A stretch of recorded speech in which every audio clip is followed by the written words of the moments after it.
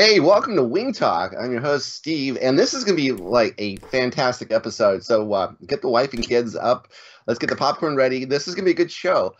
We have Tim from ReadyMade RC here to talk about the past, present, and future of INAV, well, actually of FPV flying. And so we're going to go through and answer a lot of the questions that a lot of people have as to what's going on today, but more not only that, but going back in history and figuring out how we got started, what significant changes happened over the last 20 years, and where things are heading in the future. But before we do that, let's introduce the panel. First and foremost, I'm sponsored today. This group is sponsored today by Hair Club for Men. So this is our special hair episode. And of course, when I talk about hair, people want to know what is going on with Luke. Because as you may know, during the lockdown, he said he was not shaving and he was not cutting his hair until lockdown was over. And as far as I know, UK has been out of lockdown since June. So we have not seen young Luke since June. And Luke, how are you doing? We want to see what if that buzz cut. I cannot believe you actually got a complete, you're like me. You're like a complete buzz cut going on. Yeah, exactly. Complete buzz cut. No hair anymore. Yeah, I'm not really sure what happened. Yeah, the UK came out lockdown in June, and it just kind of didn't get cut. So it definitely does need to be cut, but it hasn't happened yet. And how much it'll be cut is very much up for debate. So, just before the show, Luke let it slip out. He actually has a girlfriend. Which you look like Barry Gibbs. So of course you didn't get the babes. Yeah, I'm not saying that the long hair wasn't anything to do with the girlfriend. So yeah. I knew like 1970s rock star going on there. It's really great. Now, speaking of people with long hair who look great and fabulous, Darren, what's going on with you, man? Yeah, everything's good. I was a bit late That's a in the cool bath. shirt you're wearing. It's an awesome shirt. Yeah. There we go. Oh my god. Is that concert shirt? It is that concert shirt that everyone can buy. Wow. But yeah, if What's anyone on the in back? the chat Can you knows stand up where and the turn album around? comes from, leave a note. From an There's album like a 2000. Yeah, there's a whole on the back. There's like a whole thing that has my favorite line. Show that you won't see half of it with me.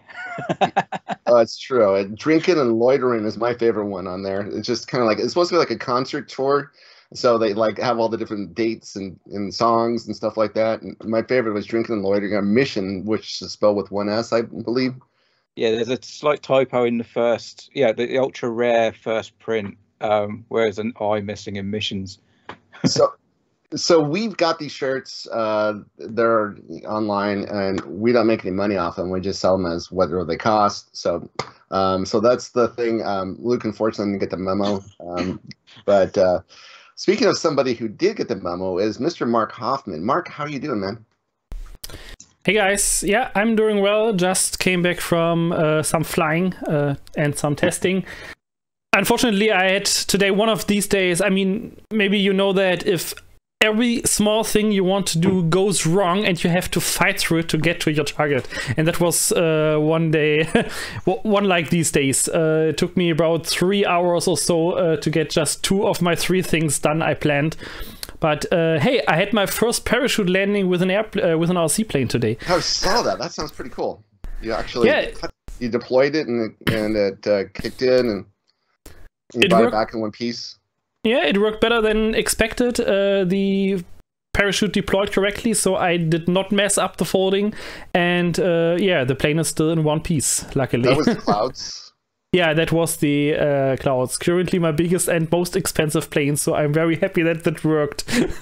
Well, thank you for doing that, so you can tell us how to do it and like a nice write-up, and then we can kind of pick up from there. Yeah, sure. Unfortunately, still no tuning, manual tuning video, because that was the thing I wasn't able to do anymore, because everything else took so long. Yeah, speaking of hair, I just want to let you know that this is month 1 of Rogaine. So every time you tune into Wing Talk, you'll see if the hair is coming back or not. Yeah, this is was it minoxidil? You get it at Costco in the big thing of it, and they say when you first buy it, you get rewarded for doing it for about a month. Your hair starts falling out. So, yeah, wonderful. This is the first month, and hopefully by Christmas I'll look like Luke. Don't they say you have to have it to keep it rather than it starts growing back?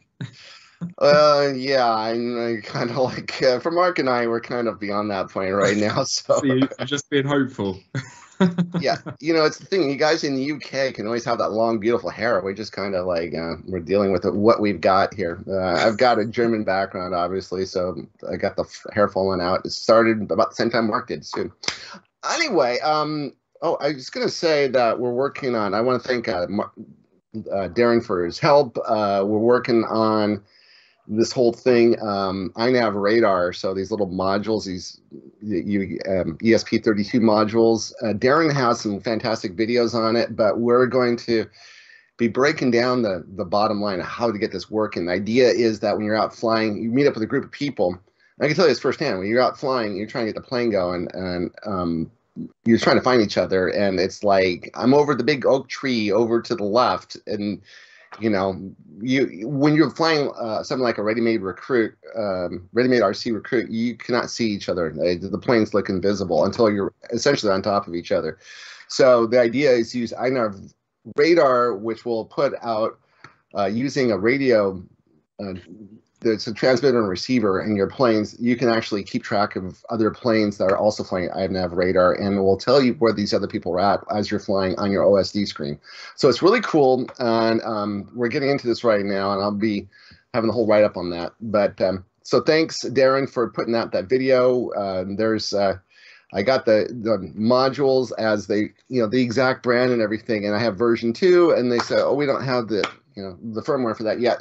So I had to get version 1 until version 2 is ready. Mark, you okay with the video? What do you mean? You look like Nightmare on Elm Street right now. No, everything's good. It's like a YouTube video wall, isn't it? I'm just checking that what the chat says and that everything is working correctly here. It's all strangely pixelated. Yeah. So we are going to talk today to somebody we're really excited to talk to. I really want to thank everybody. I was not able to make Wing Talk last week, so thankfully the guys pushed it forward this week. And I said, we're going to get an awesome guest. And then about 45 minutes ago, we couldn't find the awesome guest. So I came up with a new protocol. If we cannot get a guest on, and for Wing Talk, with the required time, I need each of you guys to have 3 beers. And we're going to, every 20 minutes, we're going to crack open a beer. And we're going to keep talking until either the guest shows up or people don't want to watch us anymore. Anyways, Tim thankfully showed up. Tim is with the president and CEO of ReadyMade RC, which is probably one of the most beloved, I'd say, companies in FPV world. This is a company, there are a lot of companies that sell hobby stuff. One of the few companies that actually says we're about FPV, and one of the first. They got into it before it was really a thing. So innovator, leader, and everything else as far as the hobby is concerned. And I figured he's a great guest to have on during build month, and most of them, because he not only sells the planes, but he sells all the parts. He deals with all the vendors, such as all the transmitter vendors. He deals with all the people who sell the cameras. He deals with people who sell the VTXs. So, this is a guy who can kind of give us an overview of what's going on. Of course, as we record this, there are 100 ships off the coast of Long Beach, California, and about 99 of them have all our RC stuff on them. And so it's going to be a bleak Christmas for RC hobbies, unfortunately. Until those ships come unpacked. So we'll get into what the supply chain issues are here in the United States. But more importantly, we want to know, we've never had anyone on who can kind of give us the history of FPV as far as, we had somebody on who, Larry from out of Texas, who gave us the whole history of FPV back in the 1980s, flying around Dallas. With a gas FPV plane. It was a really interesting guest to have on, and he did FPV back before with using the technology of the day, really innovative and creative. But when it came to FPV today, well, the bottom line is there was a number of significant changes that occurred starting around 2000, and things that you take for granted like brushless motors and 2.4 gigahertz. These things didn't exist back in the late 90s when I first tried to get into RC.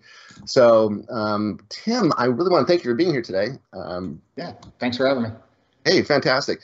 So can you get into that and kind of let us know what's going on? I want to know about brushless motors. What was... Did you remember the time when it was brush motors, and then did it switch over to brushless motors, and what was the thinking at the time? So I got into RC, it was actually 2005 or 6. So I've always loved aviation, but hadn't really done anything. My wife had bought me one of the starter planes from Horizon, or, it was one of the cheap starter RC planes. And little did she know what she was getting into when she did that. But like a lot in this hobby, it was just an obsession pretty much right away. But so I started messing around myself almost right away with like an X10 wireless security camera and a camcorder hanging around my neck, looking at what just look back now, just absolutely hideous video. But I was just like, oh, this is so cool. I'm flying it through the video. So I started, when I started though, 2.4 was really a thing. I mean, the first plane I had was 72 megahertz, but pretty much everything I had was 2.4 gigahertz, when I started buying regular equipment. And same with motors. That first plane had a brushed motor, but pretty much brushless was everything else that I had. So I didn't really see the transition. I came in right as that was really all taking hold. When it comes to that technology, and same with LiPo lithium. The first plane I had NiCad or nickel metal hydride batteries, but pretty much right after that went straight into lithium. And I've only done electric, haven't done any of the gassers of any sort. But I immediately went straight to the video. I've got an electrical engineering degree, and that's kind of that stuff is what's cool to me. So I gravitated to the technology side right away and found there were handfuls of other people out there doing it. At the time, it was forums that you'd find some people getting together and talking about this stuff. And a lot of the people that came out with products early in the hobby were kind of like me. They were just hobbyists that were hacking stuff together, whether it's, random security camera parts or, some of the inexpensive ham video parts and things that existed at the time. And a lot of the early products and companies came from people just like that. So I was kind of in that group. Some of them had a head start on it before I really got into it. And the Fat Sharks and Virgin RCs and some of the companies that aren't as popular now as they were then, were really the ones that were putting products together at the time. And so, yeah, so I don't know how deep you want to go in the background. I started making pods for some of the little pods for some of the planes. The Easy Star was real popular back then. Yeah, the original Easy Star, right? Yeah, and so if we were hacking away at that plane to make it perform a little bit better, because it was just rudder and elevator control. People were adding ailerons, and then obviously the FPV pod to be able to put pan and tilt on it and everything. It's the early Big Slur or Stratosurfer. It was basically what that plane is. Yeah, the Stratosurfer was kind of like a revised to make it useful, had a little more room inside. The Easy Star didn't have any internals. You had to cut it open to get any room inside. And then a lot of planes evolved from that style. The Stratosurfer, the Big Slurs, that style of plane. It's really good for FPV. Pusher prop. It's real stable. It's and everyone's kind of modified it to make it more what we wanted. The bigger wings, aileron control. A lot more room inside. So, could go on and on about how things slowly evolved over the years and real products started coming out, versus us just hacking everything together. But, yeah, because, like I took a 20-year hiatus. I bought my first Aggie back in the 1990s, and it was basically made out of packaging material. And that's an important point we'll be bringing up later when it comes to supply chain. Excuse me. That we basically, a lot of stuff that we buy, the fun planes are actually made out of packaging materials that are, anyways, but what happened was it was like you said, 72 megahertz. It had the NiCad batteries. The guys say if you take it out and fly, you might get 3 or 4 minutes of flight out of it if you baby it enough. And like one amp battery was like $40 at the time. Right. And, yeah. Batteries are crazy. Weighed like 8 or 9 ounces. This is probably heavier than a 4S 2200. Right. And so this was a 4-foot plane. And I come back in 2016, and I'm finding planes for $40, and I'm like, no, these things can't fly. And I'm like, oh my god, these things are amazing. If you spend $60, you get that much better plane, and you spend $100, it's unbelievable what you get. So you kind of like, and the brushless motors, and then you had LiPo batteries, and you're like, wow, everything has changed. Everything is very different. And so. But we didn't really know from a lot of the guests we've had on. We've never really known what happened, how this whole started. So it sounds like what you're saying is this was a hobbyist.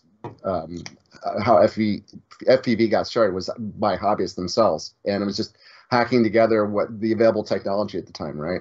Yeah, and it's for all that's good about the Facebook groups and everything. Back then there were forums, and I think people gravitated towards very specific forums dedicated to their area. And there were, was initially, and man, I am having a hard time remembering the name of it. The .net stuff. RC Cam, I think, was the forum.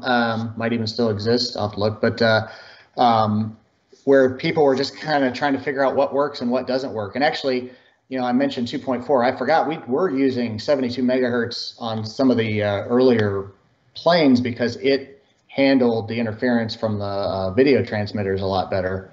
So I forgot we were actually using, and with certain receivers, you were using the 72 megahertz just because they were more immune to getting interference than 2.4 gigahertz systems, which did not play well with 1.3 gigahertz video at all, especially back then. But even now, I don't think it's a good idea. But I think it was RC Cam was the forum. It was run by Thomas that had the DPCAV website, which is one of the early websites for FPV related stuff. And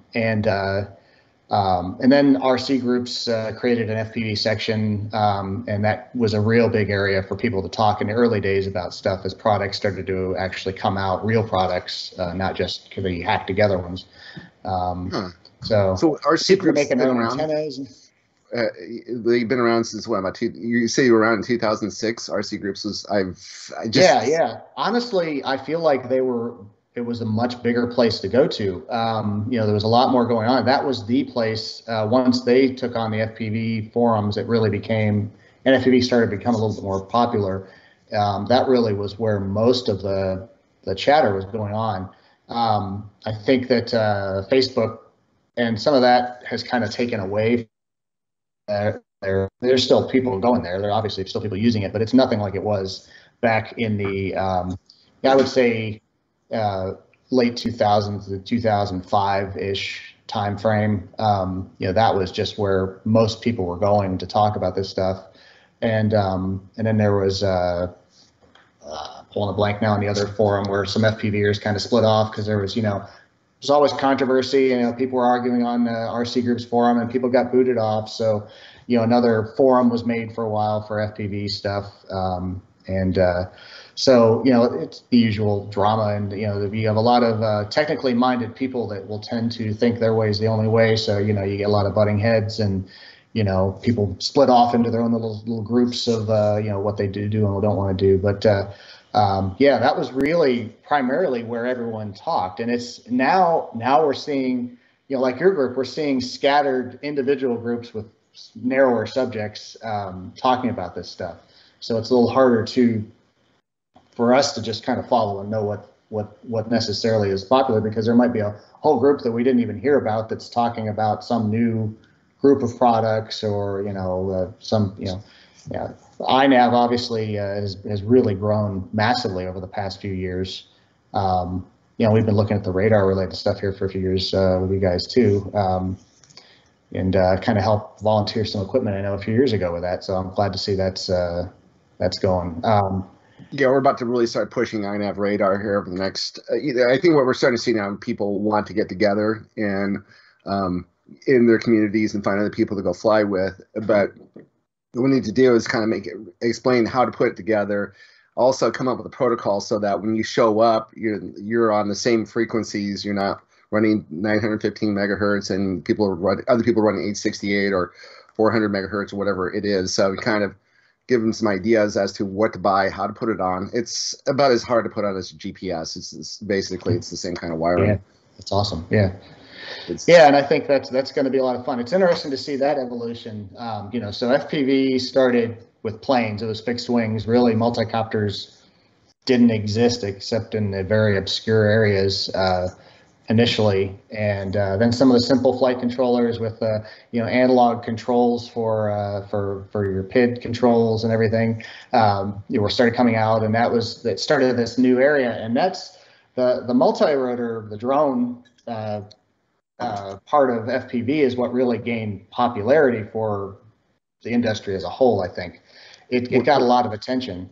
When did that start to happen? Because we're gonna switch gears into 2010 to 2020. This is kind of you did a good job of explaining kind of like how we came about, and it seems like there were just a bunch of hobbyists who wanted to get together and kind of figure out how to get FPV to work on a plane. Yeah.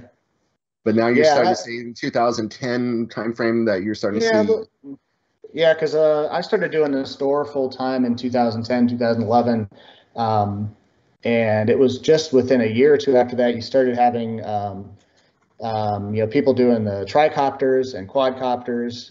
You had David from where's he live, up in Northern Europe there, but it was real big with tricopters for a long time.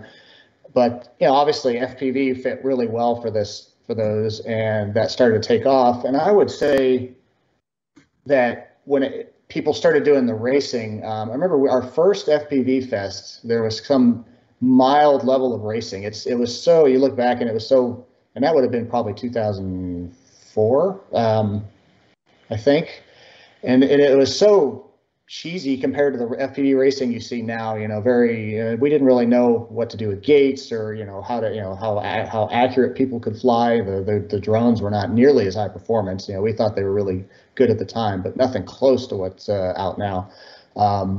So that was, I would say, 2003, 2004 was where that started to the whole concept of racing and drone racing, and that style of multi-copter started to really take hold.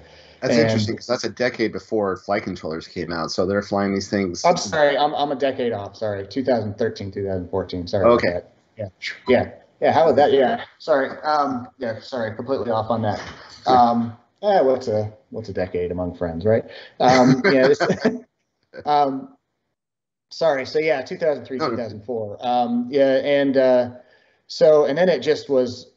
Just a huge rise in popularity. Obviously, it got attention of a lot of people that maybe had no real history or knowledge or care about aircraft or any of that side of it. They liked the racing part of it. So some of these people had no RC experience at all. Some of them maybe came from RC cars and things like that. And a huge number of people that really knew nothing about that technology but saw the cool racing and wanted to get into it. And then we started to see, it took a few years, but then we started to see some of those people starting to look over at planes and like, well, what's up with this?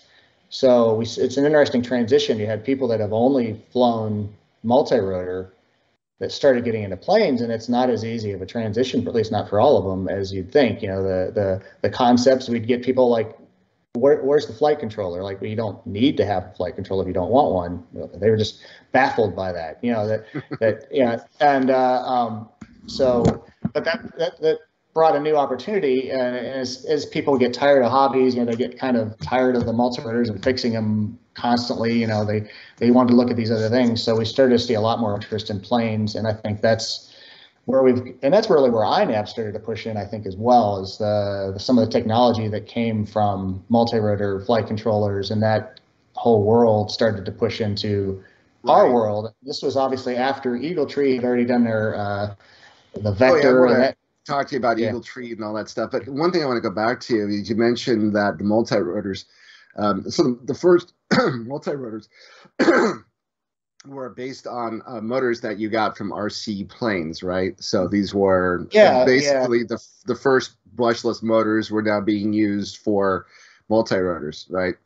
Yeah, the more popular ones initially were, typically 7-8 inch prop diameters. So your motors tended to be lower kV. You're talking 700, 800, 900 kV motors that were definitely a different format than what we're using now on multi-rotors. More definitely were plane style motors, what we would now consider plane style motors.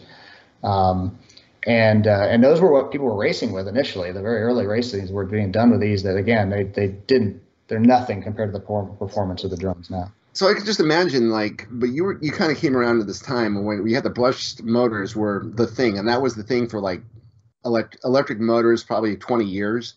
So when these brushless motors came along, there must have been oh, these things are amazing. Plus, put these LiPo batteries on them; these are really great.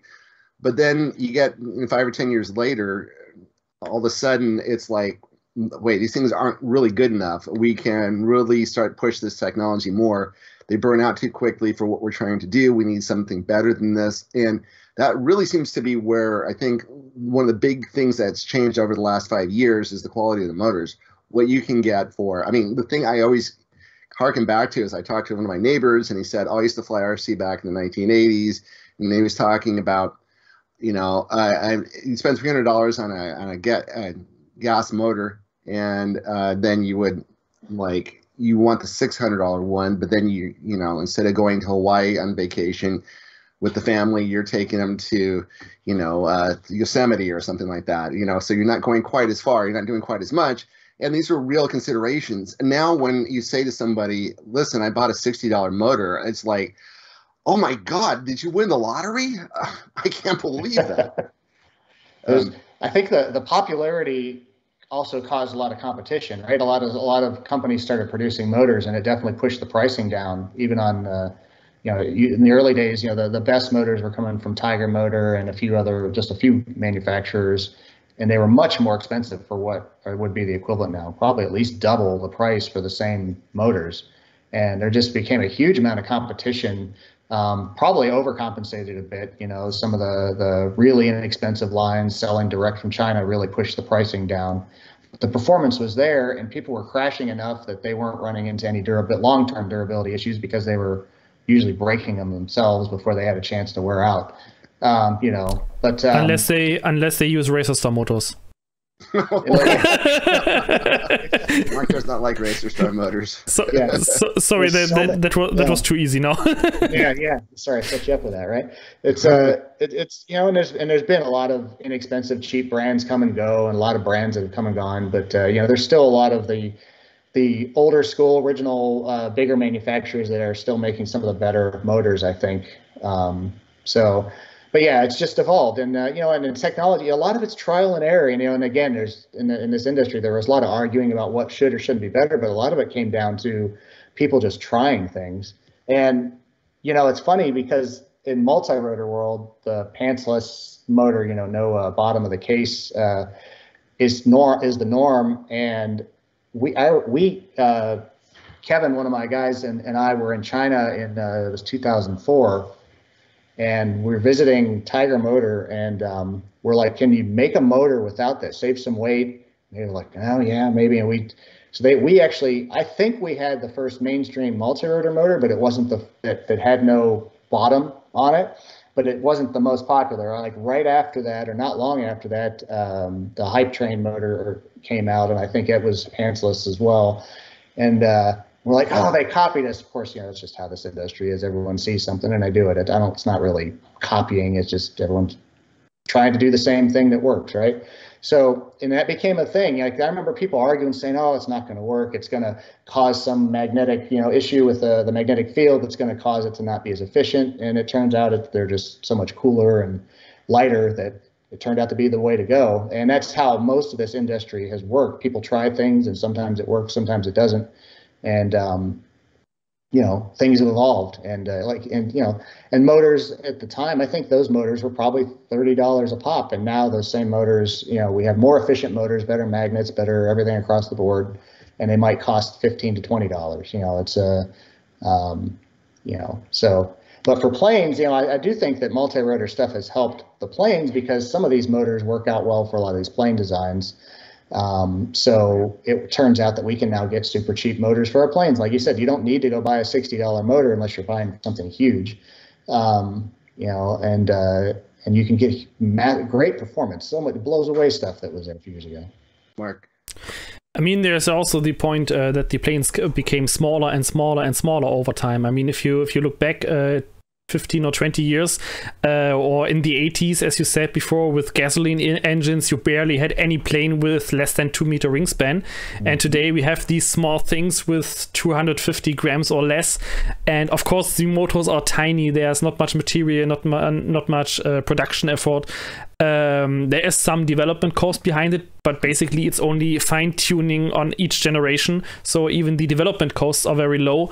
And of course you can now get proper and good motors for small planes for 10-15 euros or even less. Unless if you build a bigger craft, like just take the Clouds with 1.9 meters, then you're back at 50-60 euros for one motor, so more than 100 euros for both motors just for this plane, and you're back in the old price league basically. Right. Yeah, definitely the planes. Yeah, other than development, yeah, I think the molded planes have made a huge difference. And again, I came in right as that really started happening, you know. But I had a Telemaster Electro, and I FPV'd it. It's you know, it was a wood, you know, balsa plane. You know, it was electric, but you know, I think it had it'd be about 60 inches, so about a 1.5 meter wingspan, and you know, quite a few bigger planes. But these molded planes have made it easy for people to fly. You don't have to worry about building, which they, you know, they had ARFs as well, but they're so much easier to fix than those balsa planes always were.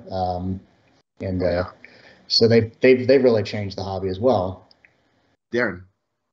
I was just going to sort of carry on with the motors, in that we've sort of seen a trend now of more expensive motors coming back in, with companies like Badass and KO, who are producing these high-end motors and are actually doing quite well with it again.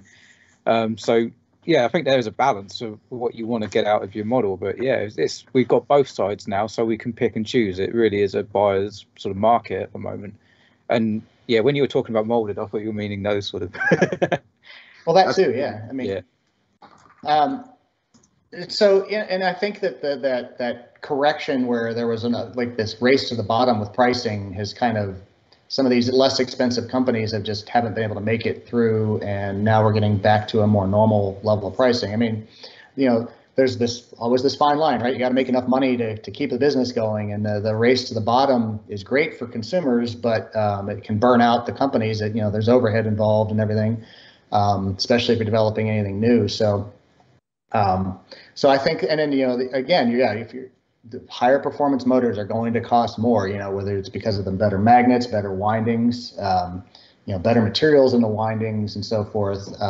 You know, it's tighter tolerances, bearings, the whole thing, right?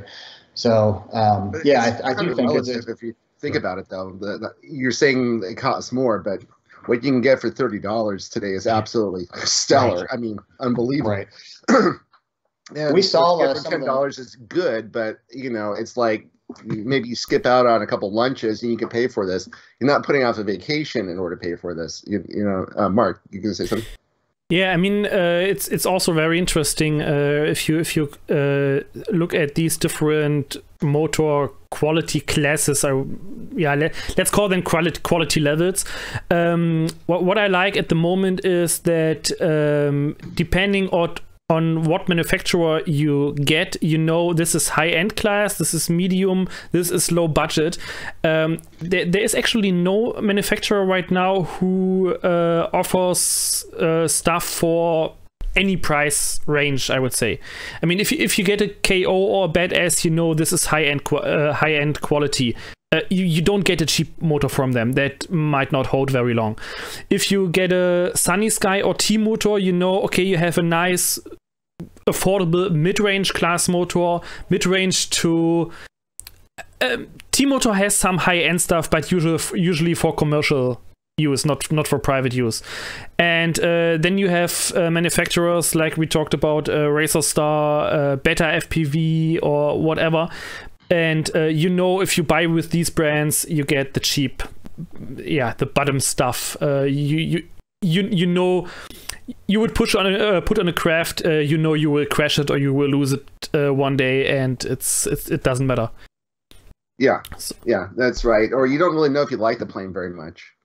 Yeah, exactly. So this might be the thing you're going to fly all the time, or it might be a shelf queen in a couple months. So that's why, I'm working on a document right now to kind of like talking about rebuilding planes, and the whole idea about upgrading your plane is to rebuild it. And, and the thing I brought up is plastic servos. I'm talking about that. And plastic gear servos are something that you come with every cheap plane you get out there, and usually I say to people, just keep them, fly with them at first in your PMP planes, and when they break, you can replace them. Otherwise, when you want to if this is a plane you love, then you go in and put the Metal Gear servos in, or the digital Metal Gear servos, and you spend $15 a servo on that, and you'll be really happy with it.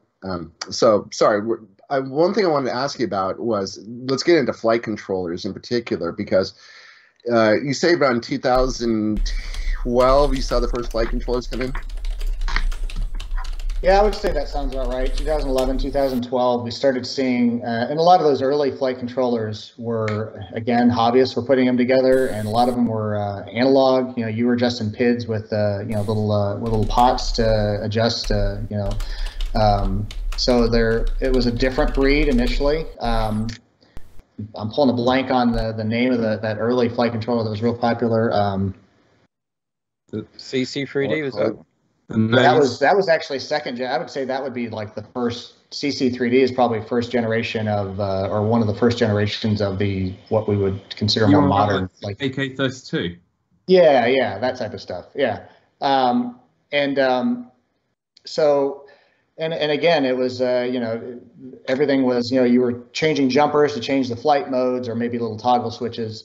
And it was quite a change, but it was new and we were doing it. You could do tricopters, which, were a whole different world with having needing the rear to rear prop to pivot, the rear motor and prop to pivot.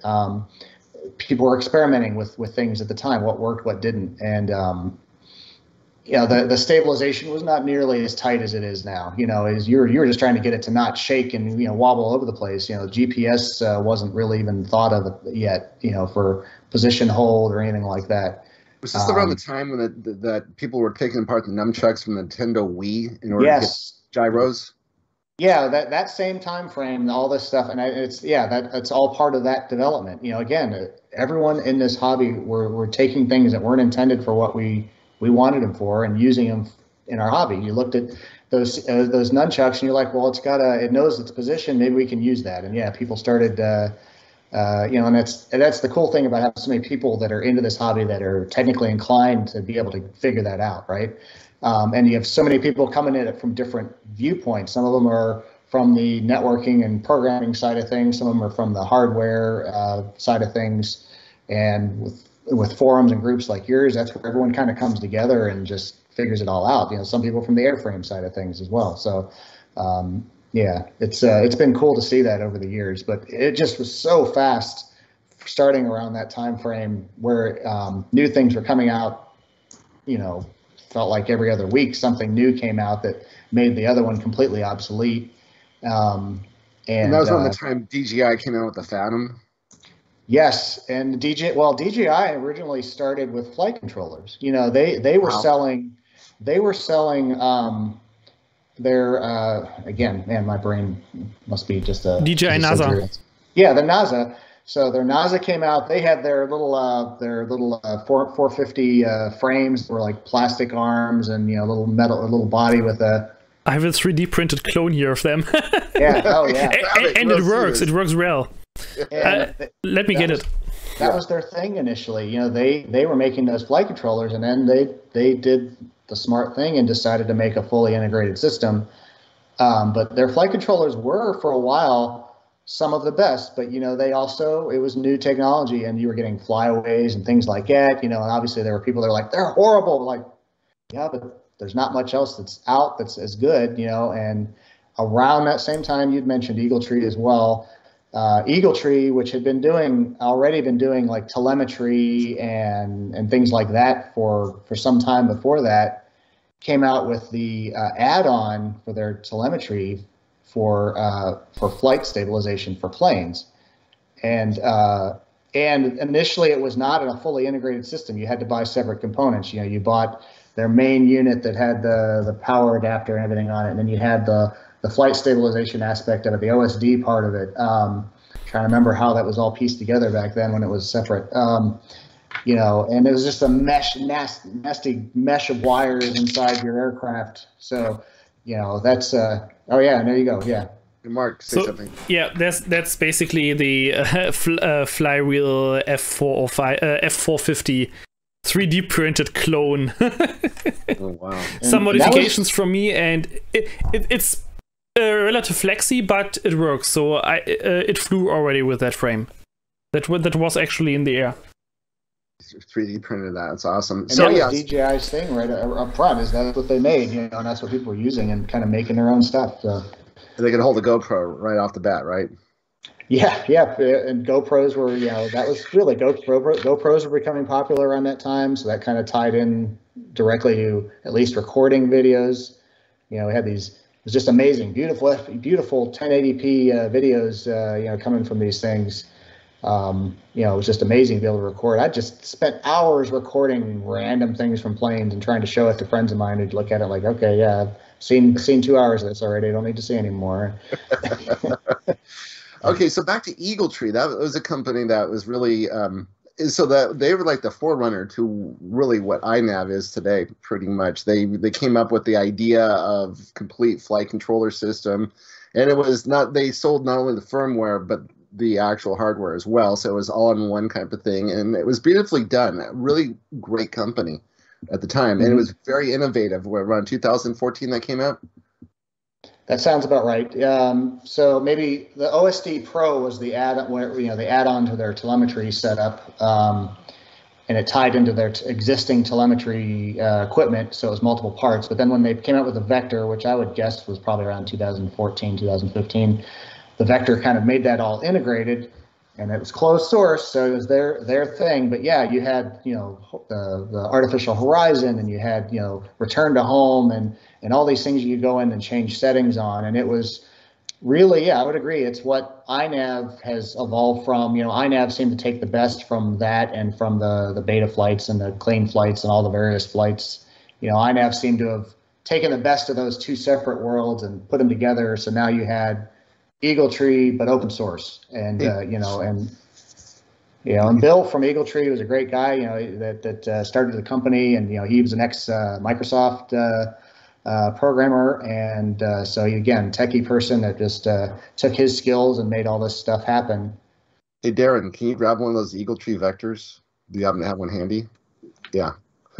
He happens to have a drawer full of them. There it is right there. Say something. And, yeah, I thought it did. Yeah, Eagletree Vector. About the same sort of size as an F405 wing. So, yeah. And it works great, you know, and I think that the open source stuff had kind of, Eagletree seemed to have slowed down development of anything new. So I think, and, you know, I don't know if Bill wanted to just retire as well, but I think it just kind of faded away slowly. So. Yeah, I think that was the problem. There just weren't really any updates for it. It just got to a level, which was a good level, but it just didn't progress. So there was no integration of newer things like Crossfire. You didn't really get telemetry feedback unless you sort of hacked it. Yeah. But yeah, there's a Vector in that. This flies great. Yeah. I'm sure I still have planes in a shop that still have a Vector in them, because it was my go-to for a long time. So I mean, for fixed wing, it was the way to go. You know, and INAV in the early days was a little scary, and you know, but you know, but I think you know, just everything we build now obviously is going to have INAV in it. It's just what the latest thing is to do now if you want any type of stabilization and all, you know, and flight control and so forth. So.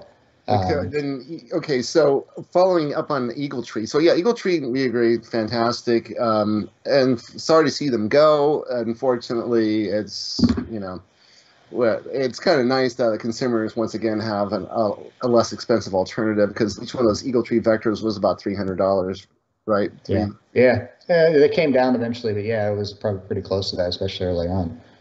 HD video, we kind of mentioned a little bit back in the, you were talking about putting on the GoPros and getting 1080p video flying around, but we started to see some HD video towards around 2019 with the DJI HD system. There was one or two systems that kind of tried to get into our industry before that. Sky Blue or something. Yeah. That's one of them, but there was another one that actually they were producing drones. I don't know why my memory's so bad today. They had a drone called Finalcore, I believe it is. And again, they were pushing no latency. The biggest thing is theirs did not come integrated with goggles. They were standalone. These were companies that already specialized in HD transmission for the filming industry. So they had that behind them, and they were making way more money in that industry, and they decided to try to get into the FPV industry with it. And it's, you know, the systems were bulky, harder to use. You know, you had to set up an actual ground station, which those of us have been doing it forever. We've always used to use ground stations, but you know, you had to set up a ground station and, you know, run an HDMI cable to your goggles. And the VTX modules with multiple antennas on them, they were fully cased with some 200, 300, 400 grams of weight. Just to send a transmission module, yeah. Yeah, they were heavy, but it was the first foray into that, you know, because for the longest time, people were like, this analog video, it's so bad. You know, it's like, well, it's what we've got. You know, anything HD, you're going to get latency, you're going to get, you know, it's large. So that was the first sign that we were starting to head towards some possibilities. And then, yeah, DJI coming out with their system is it's still bigger than a lot of the analog stuff, but it's definitely getting there, right? It's getting closer and closer. Sharkbite it has the advantage of potentially being small, but I don't think that's really, you guys tell me your opinion on that, but I'm not seeing a whole lot of interest in Sharkbite personally. So I just started with Sharkbite. I have a full setup here, just not installed yet. I think it will go into the Refax first. Have you flown it? How have you been liking it? I have flown it in the past and tested with the systems from some buddies, especially on the FPV event in August. The downside was he had the old Sharkbite cameras on there, so the very first one, the first digital ones, because we had Bitefrost in the beginning with analog cameras, 8 analog HD cameras transmitting a digital signal, totally weird. But yeah, he had Sharkbite with the first digital cameras, but this one here is a Foxeer HD, wait a second. Foxeer DigiSight V2. The interesting thing on this one is it also has an analog output, so you can switch between analog and digital with the same camera. That's really nice. And yeah, this one will go into the Refax, so I already know how it looks in reality. It looks really better than the DVRs, because the DVRs are basically are converted inside the receiver module to be saved as a video file, while DJI records just the raw video stream that comes down. That's the reason why Sharkbite looks worse than DJI. And yeah, I will see how it goes. I just had no time yet to install it. Unfortunately, it's only the 200 milliwatt VTX here, but they are working on 1 watt VTX at the moment, and this will get interesting then, especially for long range stuff. Yeah, and Rich Adams took me through the whole thing about if you can get into this, you need to get this, you need to get that, you need to get this, and so it seems like it's going to go hopefully, but right now there's just a lot of things up in the air still. What do you mean you need this and that? I mean, you have a VTX, you have a camera, and you have a receiver module. That's it. It's the same like analog. We had a problem. Luke, what's going on? Oh, the chat isn't working the YouTube video stream for some reason. Oh, okay. Oh, yeah. Let me refresh it. Okay. No problem. Yeah, I mean, Thank you. From my point of view, I'm still on the fence with digital. I'm still happy with analog. Yeah. I'm just waiting for more companies to come in with HD and push each other, because DJI, yeah, it's a nice picture, everything, but for me the OSD is not there. And with Sharkbite, it's still a work in progress a little bit, and the canvas mode isn't properly integrated into INAV. So there's still room for improvement with all of them, I think, and it'll be nice to see if other companies come in as well, where they take it. So I might get something next year, but at the moment I'm still quite happy with analog, to be honest. Yeah, I think I've been lucky enough still to not have actually flown anything digital yet. I've flown industrial stuff, but that's not really quite the same. So I'm still happy flying analog. It hasn't really been spoiled for me yet. It is pretty amazing to see it. And, honestly, I was skeptical. We had some demos at our shop, even when DJI, actually, a rep came and demoed their stuff at our shop, and we were not that impressed because we had some lockouts. They literally dropped a quad in the pond across the street because of a radio lockout. But that said, flying with it, it's pretty amazing. So the big advantage we have with analog, though, is that it's a known open technology that's really easy. You have a lot of compact products, super tiny cameras, super tiny video transmitters that you can easily integrate. Digital is, all of the digital technologies are mostly proprietary, although we're starting to see a couple companies possibly make some DJI compatible transmitters. But the receiving side is still just DJI, and it's DJI. They're not as part of the community, I guess you'd say, as a lot of these other companies. And from a vendor standpoint, they're harder to work with. They're the big boys on the block, and they work with companies, like the massive chain stores when it comes to their drones. So they don't seem to have a huge incentive to try to work with smaller companies as much. So I definitely think that if we can get a digital system that is more open, like the analog has been, then that's going to help. The problem is, what incentive does a company have to develop something if it's open and just literally going to be manufactured by every other company that's out there?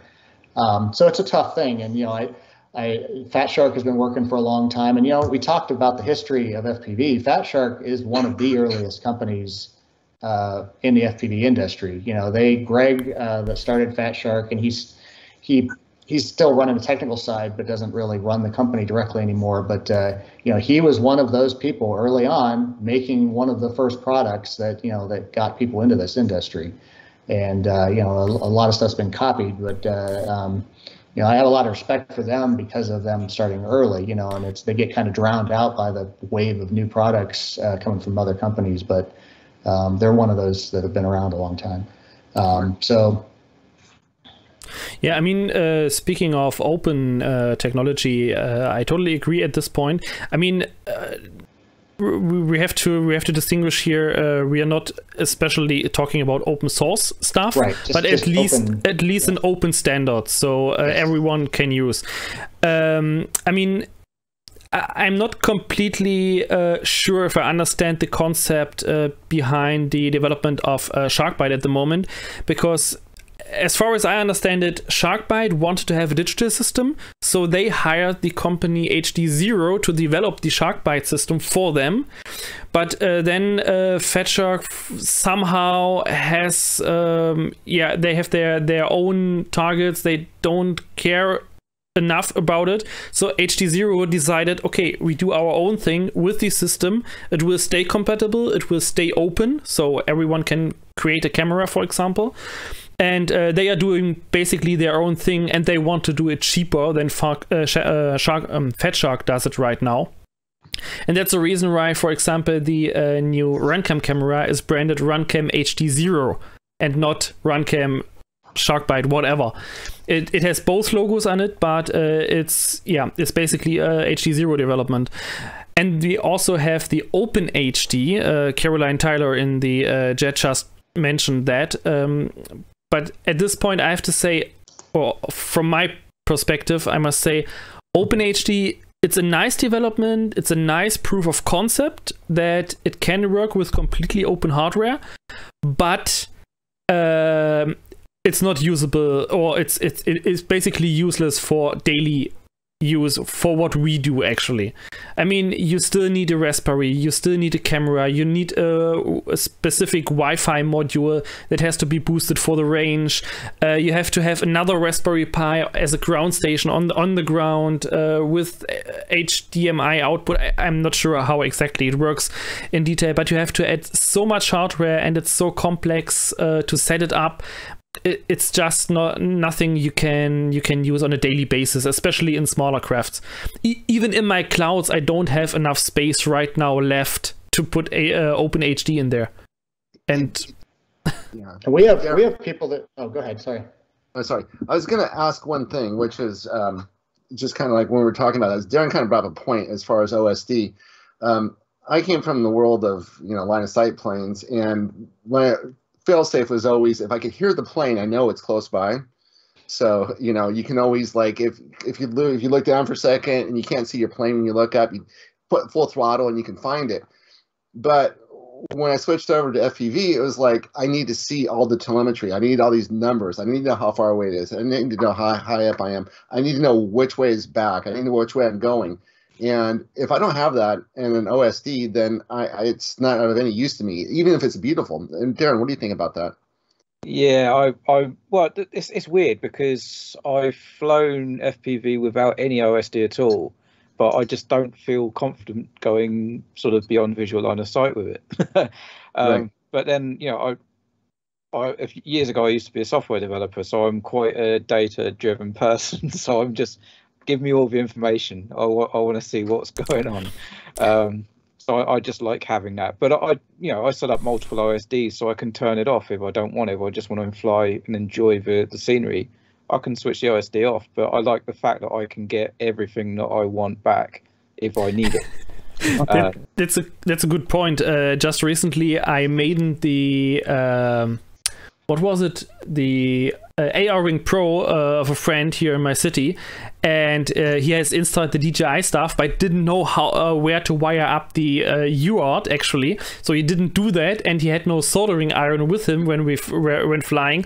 So I had to maiden and tune it without any OSD. So I just had the plain video feed, and it was so weird to fly. I think after 3 or 4 minutes, it felt like I was flying like 20 minutes and the battery is empty. You don't need a soldering iron, just twist the wires, poke it in, twist it round. I had to do a field repair on my mini AR, and it's still like that. That was the power for the receiver, and it's still absolutely fine. Sorry, Tim, cut you off. What were you going to say? Oh, you're talking about the complexity of the Open HD system, and that's how this hobby evolved. Everything early on was really complex, involved multiple things, needing to piece them together and lots of wiring. And I've got there's people that are flying with 4G that it works, and there's a lot of latency, so you're not going to be flying in close to obstacles necessarily. But for these longer range flights, absolutely beautiful. But the what it takes to get there is, a lot of people don't want to mess with it. Again, same thing.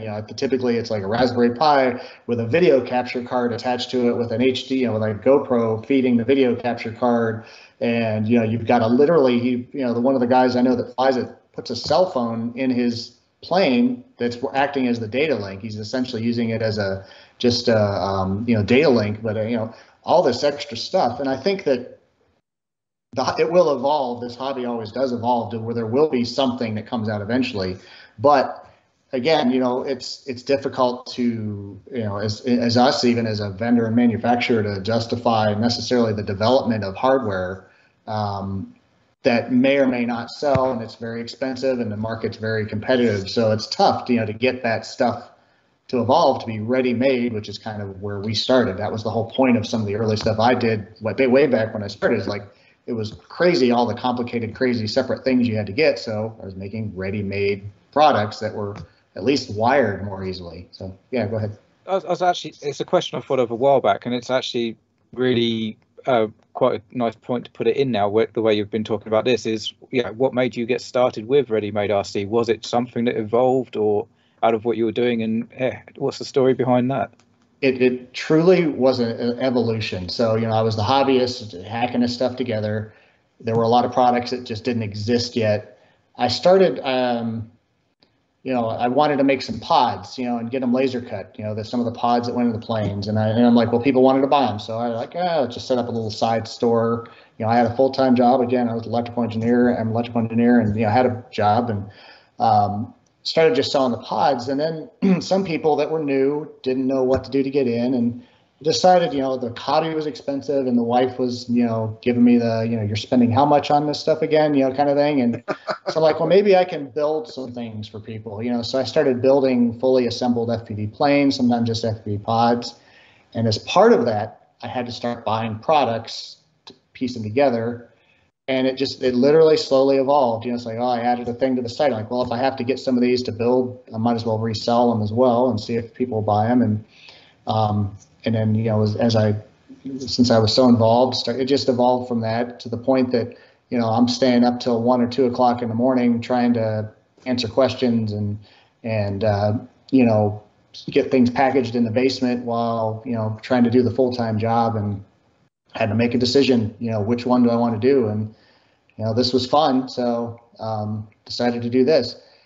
On the flip side, I don't really get to fly nearly as much as I did before I started the business. It's crazy. Once the business really kicked in, it's like, now I'm doing business stuff all the time, but, you do get to go out and test stuff and all that. But, so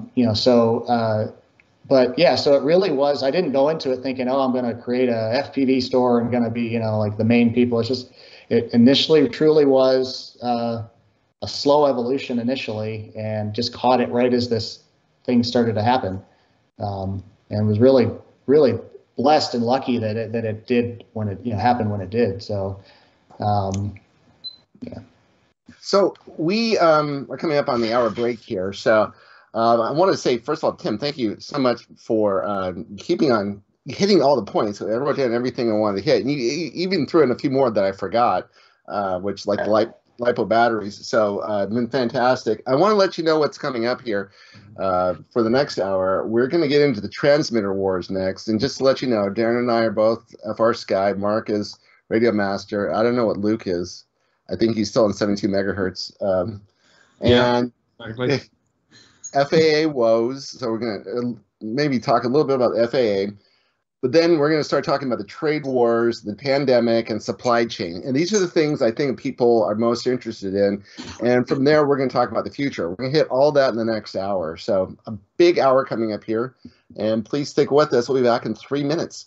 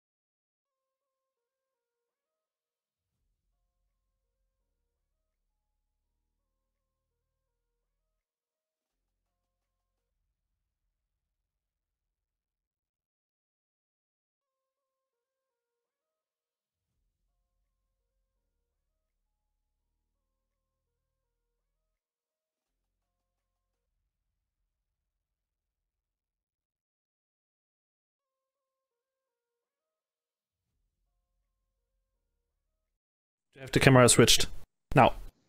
Hey everybody, we're back, and it takes a big man to admit that they're wrong, and I am absolutely wrong about one thing, which is I did not believe that a young dude could hang planes from his bedroom next to his bed and attract women. And so Luke, you've proven me wrong with a beautiful girlfriend. Yeah, somehow it works. Yeah. Usually, I think that would be the first thing a woman would walk into a bedroom, see that, and like, okay, this guy's not old enough to be with me. But thanks for being a good sport about it, man. Okay, so now we're going to get into something which is a bit controversial, but we never shy away from controversy. We're going to talk about transmitters and the transmitter war that's going on right now. So can you take us through it from a from a point of view of being an actual vendor? We're just kind of getting into it before we started.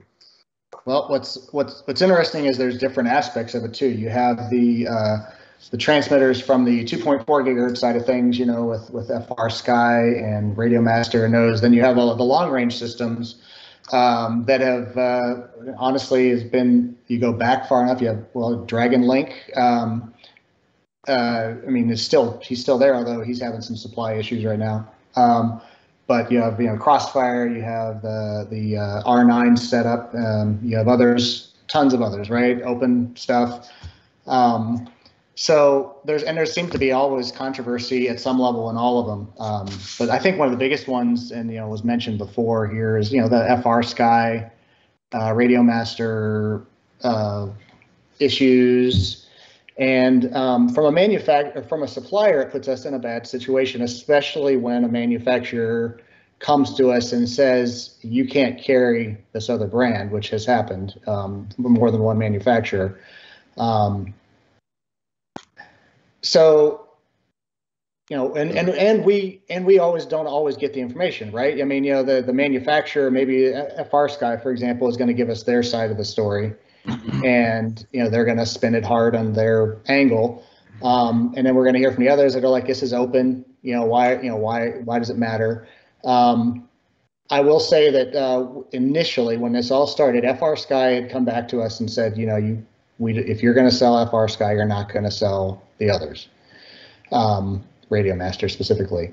And as part of that conversation, because the salesperson, which is in the U.S. that I was working with, was understanding of our awkward the position it puts us in, right?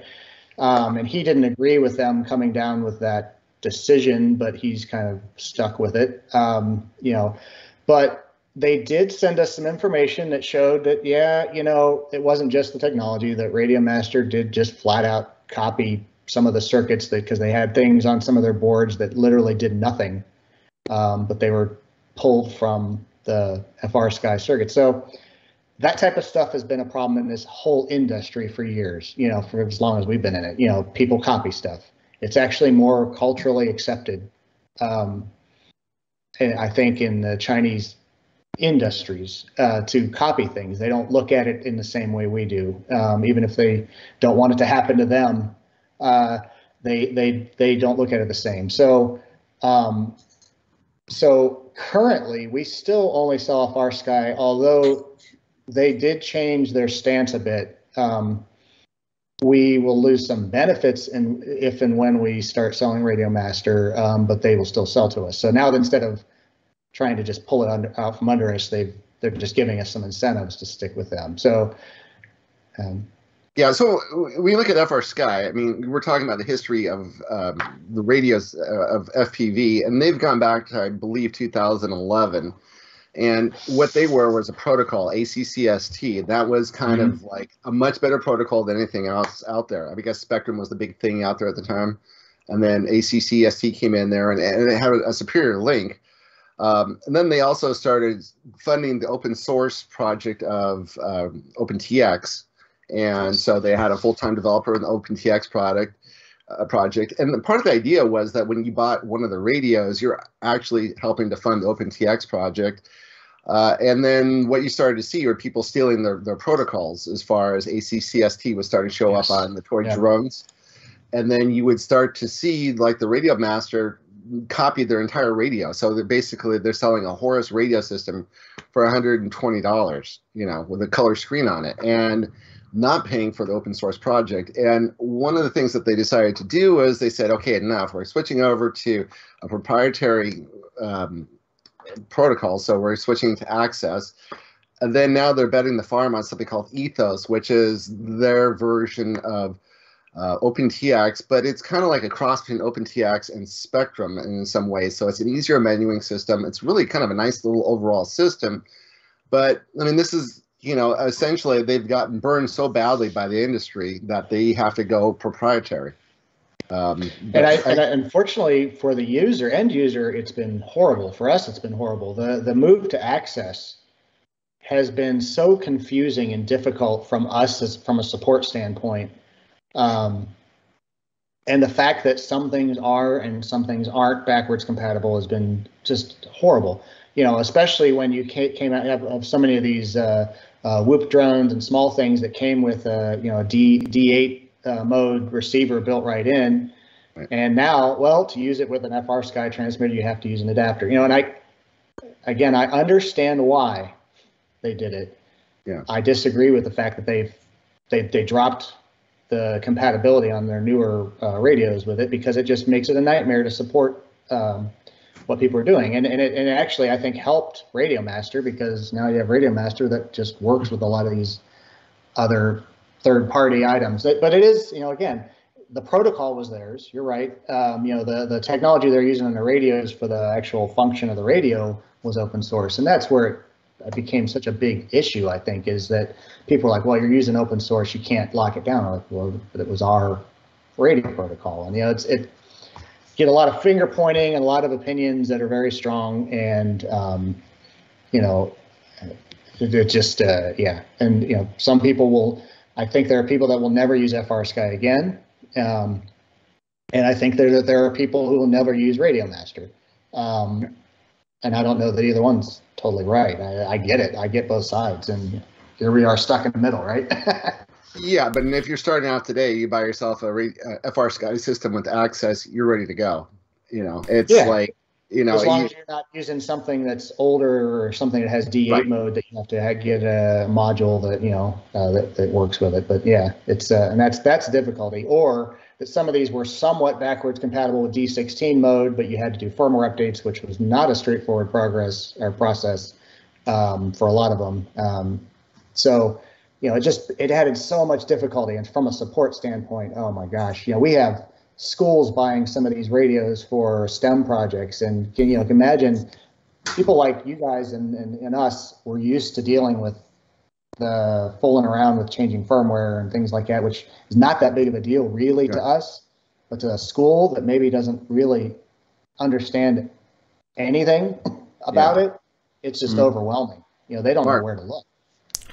Yeah, I mean, I can understand the points that some people bring up with the compatibility, especially on the 2.4 gigahertz system. I mean, you have, if you have a radio with Access, then all your receivers have to be either on Access or at least on ACC ST V2, so on the newer ones.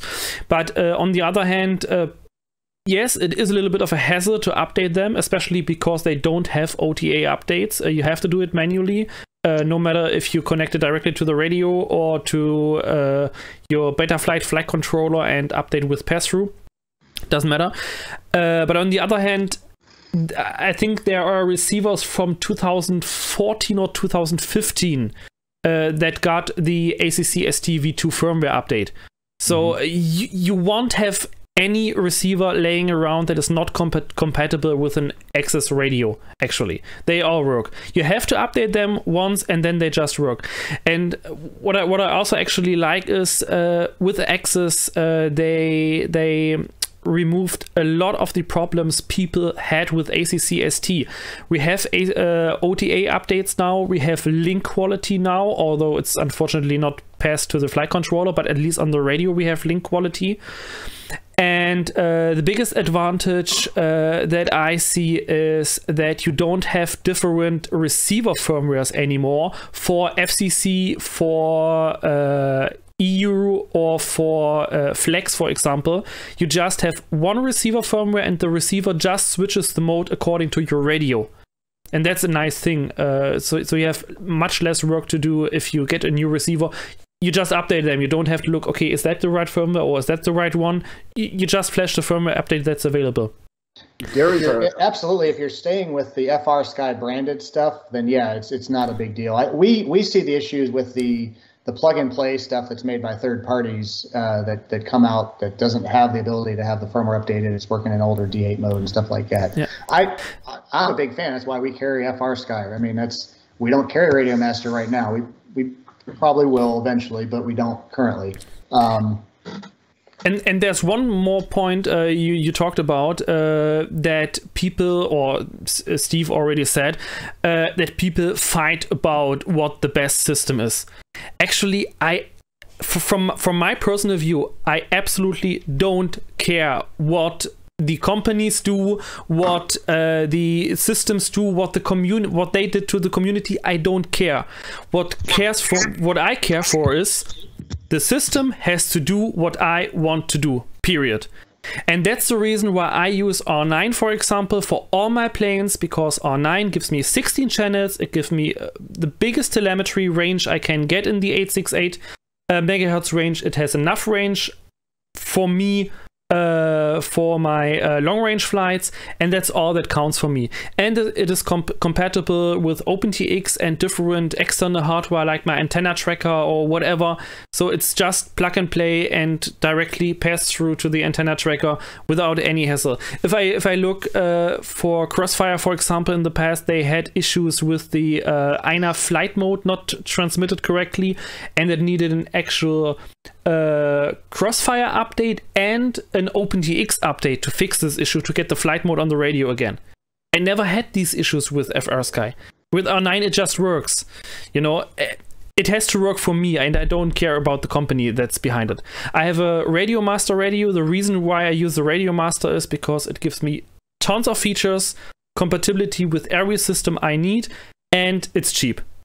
I mean, okay, I bought the... Yeah. His name is Mark Hoffman. Send out your hate mail to Mark Hoffman. Well, everything you said is right. That's right. You start. Those are fighting words. So Darren, you are our expert as far as radios are concerned, all transmitters. So your 2 cents, please. Well, I wouldn't say that. I mean, I just know what I use. And yeah, what Tim was saying about D8. I've just got one of those. This light XJT module. Because I also have one. Yeah, a couple of my planes have got L9R receivers in there. And yeah, for £30, so it's what, $40. It fixes everything. There's no issues at all. I combine that to anything. But yeah, I totally agree with Mark. What the best transmitter is the one that you get on with the best. It does what you want. You get it. For me, my first transmitter was a DX6i, and I didn't get on with it. I went to OpenTX, and there was a little bit of a learning curve, but afterwards it just made sense. And then if I go back to Spectrum or Futaba systems, I just can't find anything in a logical place.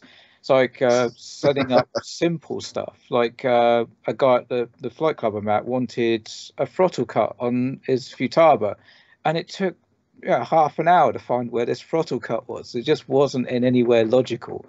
But some people just click with Futaba. It's whatever you get on with is the best system, and it's and whatever works. I mean, Spectrum I wouldn't wish on anybody. Oh my God! Every time at my flying field there's an issue with RF or a brownout, it is 100% always Spectrum. Yes, absolutely. Yeah, you're right. It's always Spectrum. It's not brand bashing, it's just what happens. And some of these guys have been flying for years. They know how to set up their antennas for diversity, but they still have issues with it. Futaba has no issues, Jetty has no issues, Free Sky has no issues. Every time there's an RF issue, it's with a Spectrum. But yeah, it's That's just what I've observed. And before we get off this topic, we do want to say that, yes, we do know that there's Express LRS out there. You guys keep doing what you're doing. We love you. I think Darren's playing with it right now, right, Darren? He's gotten for something. Yeah, I got the 2.4, which Mark will hate. There you go, Mark. But yeah, it's. I have an 2.4 gigahertz ELRS module in my cart on Banggood at the moment. Oh my god! I want to make a proper range test on it. That's everything I want to do. Then I will sell it. We'll get back to you. I was just curious, and I did need it to try and test some stuff out. But to be honest, there are some things about it that I really like. Forgetting all the legality of the frequencies and all that, because obviously there are issues there. Their website is fantastic. It's, there's a lot of things that other companies can learn looking at their website. Everything you need to know about using ELRS is there. The Wi-Fi update actually works really well. Just plug it in, leave it for a few seconds, it starts blinking, and then you can update it with Wi-Fi. There's some things that work really well. Other things are a bit convoluted. Other things aren't so great, like the receiver, the wherever it is. Yeah, it's tiny, which is great, but it doesn't work with the 4.5 volts on this flight controller. I have to plug it into 5 volts. That might just be the happy model thing is just not so good, but there are some things that aren't great with it. But it's. Yeah, I'm probably not good. I might put it on cheap things because they're only 10 quid a receiver, but I'd rather use the other stuff, to be honest. R9 works well. Yeah, especially when you're putting a few $100 into a plane. I agree with you 100%. So fantastic.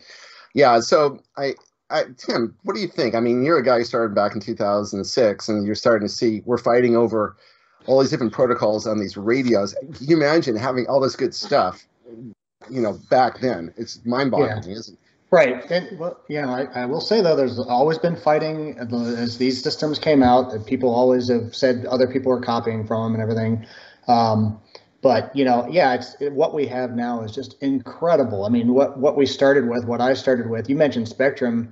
I was trying to fly the old original Spectrum stuff with FPV, which was before they even came. Oh my god. Yeah, no, it was a DX6, but it was.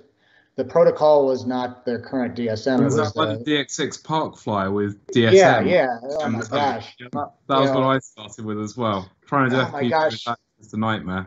You turn on anything and it just blocks it out. And you mentioned the legality of it. Now that puts us as a business, we have to be careful too. And that actually is part of the reason we didn't pick up Radio Master initially, in addition to the threats from other companies, because those, we have to be very careful.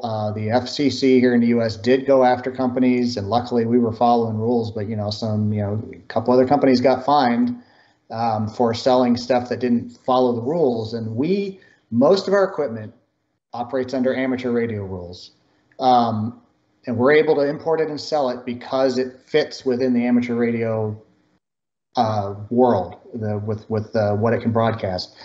Things like RC transmitters typically are FCC certified Part 15, which gives them more frequencies to use, but they're very limited on power at certain parts of that. When Radio Master first started selling, they had not been FCC certified yet. So we, after already being hit with the FCC looking at us, luckily, like I said, we came out all right, but we weren't going to carry them until they got FCC. Now they did eventually get FCC certified. Question a lot of these manufacturers how legitimate that may or may not be, but hey, they've got the ID on it and it's on there. So we could sell them now, but that was one of the reasons we didn't pick them up immediately too, is because when they first started selling, they didn't have that certification yet. They shouldn't have been selling them. The other companies shouldn't have been selling them here in the U.S. But again, the rules are different in the EU. Power requirements are different over there. They don't have to get a certification in the same way. They just have to follow the rules, in my understanding. So the rules obviously are vastly different, but just here in the U.S., that was part of the problem with us. So And then we have to be careful with any of these long-range systems because usually they are limited within the frequency bands, but some of the 2.4 gigahertz ones are using more of the band than what fits in the amateur radio band, and that means that we can't say that it's an amateur radio device to sell it. So it puts us in a tight situation where we can't necessarily sell some of these. And there's been boring, regulatory stuff for years about, even FPV video transmitters and whether or not they're legal or to use or not.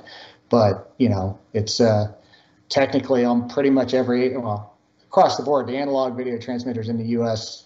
are supposed to be operated under amateur radio rules. I don't know a single one right now that's FCC certified that's analog. Just while you're talking about radio stuff and stock, you have a little silver box that looks very similar to that, and a lot of rumors were going around that it's discontinued. It's not discontinued. I just wanted to go into the supply chain stuff now. Yeah, you can do. Yeah. You have to, Darren. Just a second, Darren. You have to make a label on it, not a 1.2 gigahertz video transmitter. I have another one, which is an unskilled 5.8, because this one actually doesn't get any further than 10 meters. The first thing I will say, so, obviously those things have been around a long time, but they're not all the same. No. The RRC one is awesome. I haven't got one yet, so this is why I'm interested as well. Some parts, those were manufactured using what were essentially receivers for cable TV boxes, and a lot of the parts are no longer in production that make up some of those. So first of all, we've been customizing ours for years, had special stuff done to make them work better for FPV. Obviously, it's a horrible RF environment when you're using long-range systems that are running on frequencies that maybe can affect them. So, but our more recent ones had to be we had to get a new manufacturer to make everything from the ground up, because a lot of this stuff just isn't available, or if it is, it's being made by companies that have copied chips and things that are really not good. So, as you saw what you had there, performance-wise, they're just nothing like they used to be. Even they're worse than the lower quality ones used to be. Most of what's out there now. Those ones you find it's very much you get one and it could be good or it could be absolute crap. Yeah. It's luck of the draw. So ours are totally different though. Ours are manufactured by the main board is manufactured by a company that does a lot of our products for us now. It's not just coming from the generic places, and they have customizations done to make them work. The modules themselves are still being customized to be more tolerant with our stuff. So supply chain wise, as you guys have probably already noticed, there's a lot of stuff on our website not in stock right now, and there are multiple reasons right now for that. Some of it's supply chain issues, some of it's COVID related stuff, and just money flow. There's a lot of different things that have kind of conspired to putting a lot of things out of stock. Oh, don't worry, we're going to get into that. Yeah. So what I wanted to do was just really not make this an entree, but more of an hors d'oeuvre. It's the topic that we should just touch on.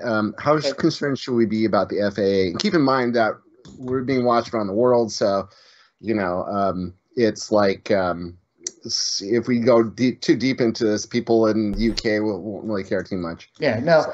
So, it affects with availability of products. If you lose the U.S. market completely, then it can affect the whole industry. But I think the biggest thing, in some ways, is better that they're coming up with more concrete rules, because we've been working over the past, I don't know how many years, where it was so vague that you felt like at any minute you did anything and they could come down on you. They overreacted and tried to, prevent us from really flying much at all.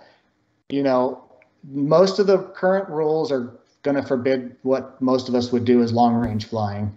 Whether people are going to do it or not, whatever. People are always going to do their own thing. But the remote ID aspect is probably the only thing that I see being anything big coming up that's changed from what the rules are today. And honestly, there's not enough information yet to know. It really sounds like we're going to be able to just have some companies making some equipment that fits within whatever protocols they decide are the final protocols. And if people choose not to do it, they're putting themselves at risk of the FAA coming after them. I mean, when the proposed rules initially came out, it was bad because they did not leave enough room for the DIYers or those like us selling partial kits. They didn't leave enough room in the regulations for us to technically sell even a plane. Technically, we would have not been able to sell the Goblin that's sitting in the background there because they wrote the rule is that either it's a fully integrated system from a manufacturer and has to have remote ID built into it, which you're not going to get in the way we sell planes, right?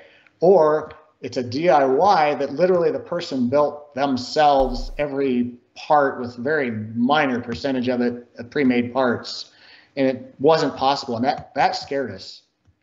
We thought at that point, like, how is this even possible? They did come back, and the rules now for these kit type planes and stuff are way looser. So there will be a point where maybe we couldn't sell a plane with a radio and everything that you need unless it has remote ID built into it that the customer can't modify. People, we all can modify this stuff, right? But, it makes it really difficult for someone to modify. But we don't really sell much like that. We don't, people in our part of the hobby are not buying fully ready to fly systems. Now, those are more like the DJI, the Phantoms and things like that.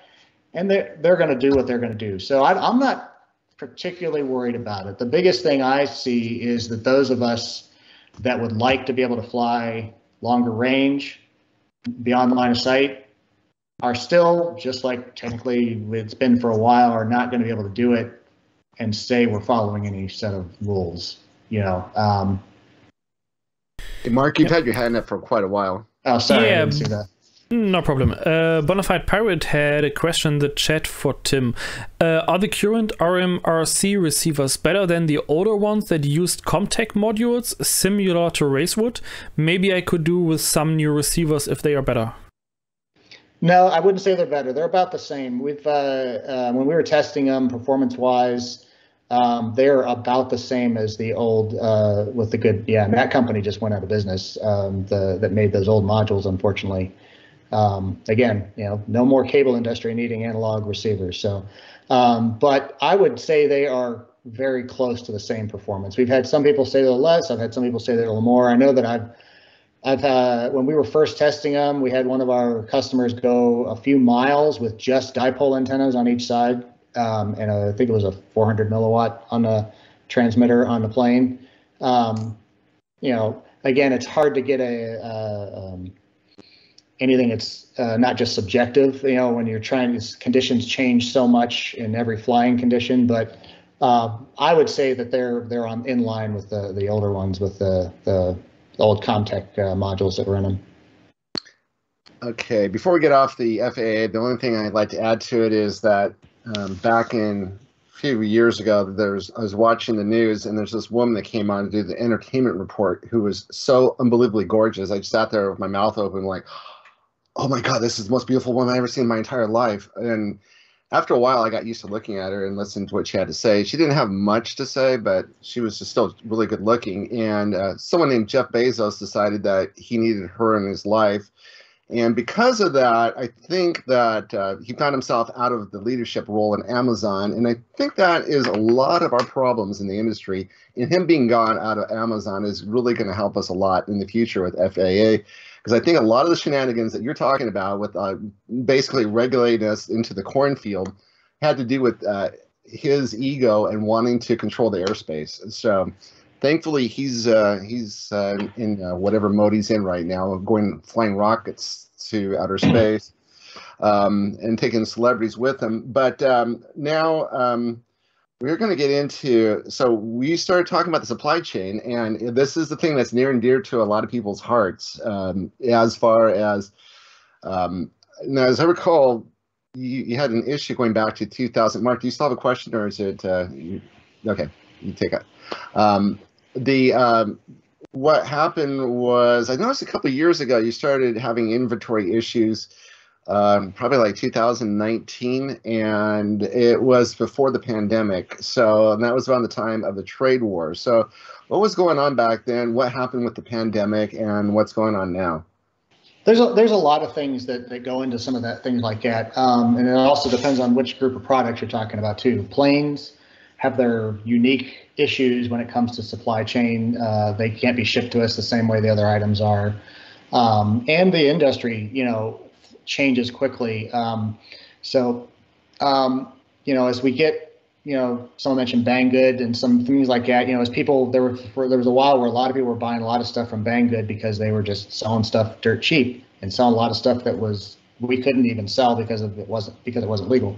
But at least here in the US.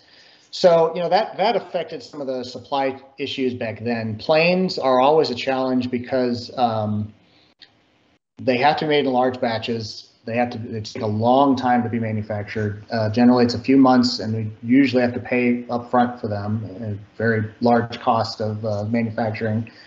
And because of their size, they have to go ocean freight. Otherwise, literally shipping costs more than the planes themselves if you try to go air freight with them.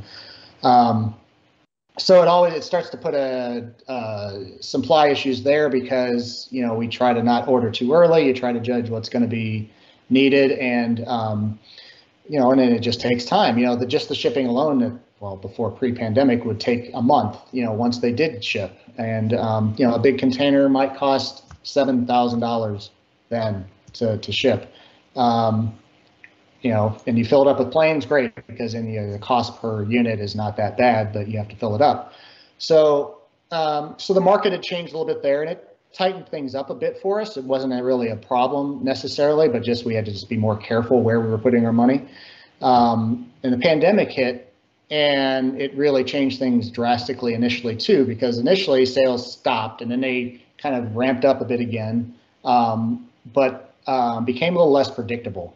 And not long after that, then we started seeing supply issues where things maybe were taking a little longer to get manufactured. Chip shortage didn't happen right away, but we started seeing signs of problems. Factories were closed down overseas and things like that. So now we're in a position where large numbers of the products, there are just supply issues. Anything that uses processors or various certain types of chips either are significantly delayed, maybe the products have to be changed because certain chips aren't available at all right now. Prices have gone up on a lot of things. But when it comes to planes, it's brought a whole new problem in that, you see, planes have to go ocean. You're seeing right now these ships that are lined up. Well, this has been going on a little bit longer than what's been talked about on the news. The problems we saw starting probably a year ago were that some of these supply chain issues with containers started happening. Containers were getting stuck at ports back then even. The problem from our standpoint with that is when a container gets stuck, not only did we have to sit and wait longer for it, but they charge storage fees for those. And even as long as a year ago, we were starting to get word back from some of these freight carriers that some containers are getting storage fees, and it could be like $15,000, $20,000. Wow. Because if it sits at the ports out west, if it sits up in Chicago at the train yard, they charge for that, and there was no way to guarantee that your container was going to make it through. So we decided at that time to hold off ordering any planes. We didn't want to put all that money up front to manufacture them, to have them sit somewhere and potentially cost multiple times. And we're still in that situation. Right now, the cost of shipping containers has just gone up by default. Just the base price has gone up. Last I saw, what was maybe $7,000 might be $15,000 to $20,000 for a container. Still with that risk of adding on an awful lot more of it sitting in a port. So, this market doesn't have margins like some other industries do. Clothing industries, might have hundreds of percents of margin on some of their items and stuff. We're competing directly with the Chinese companies shipping direct to customers, so we don't have those margins.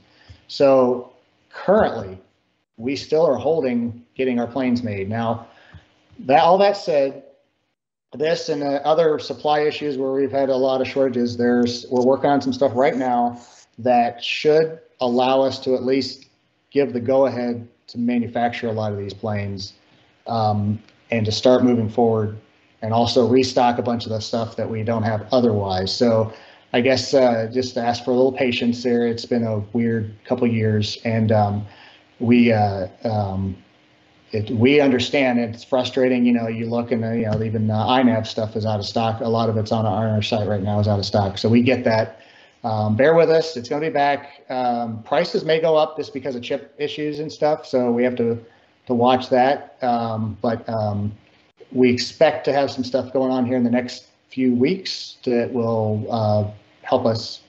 You'll see hopefully some major changes here. So some funding coming in that we're going to be able to push some of the things that are being held up by funding are going to be able to move forward, and we can risk a little bit more of investing in some of these things that might take us 6 months to get a return on. You know, it's a dangerous thing when you have to spend a pretty massive chunk of money on something that literally you won't even have in your store for potentially 6 months or longer. So, jeez. So Darren. Well, yeah, I mean, obviously we can all sympathise, and it's affecting a lot of people. But you were talking about your planes, and I was just wondering if you would like to discuss, where the planes, came from, the concepts. Because to be honest, the Goblin and the Nano Goblin are just awesome planes. So, and I'd just love to hear the story. Before we get off topic on that, can we just hold that a little bit later, as far as, because I want to get into all your planes and talk about all that stuff too. So yeah. One thing I wanted to ask about was just kind of from the manufacturing point of view. Before, a long time ago, I was in the packaging industry, and in China, if you were to go to China and say, I'd like to make a deodorant case, so it's just blow molded plastic, you would go to them and they would be, 15 companies that would bid on making that blow molded plastic case for the deodorant, and you put the best price in, you figure out which company was the best. When their assumption was you can buy full containers of this. Now, if there was less than a full container, it was they're not quite as excited to do it, but they'll do it anyways, especially if they've got a little excess capacity left over.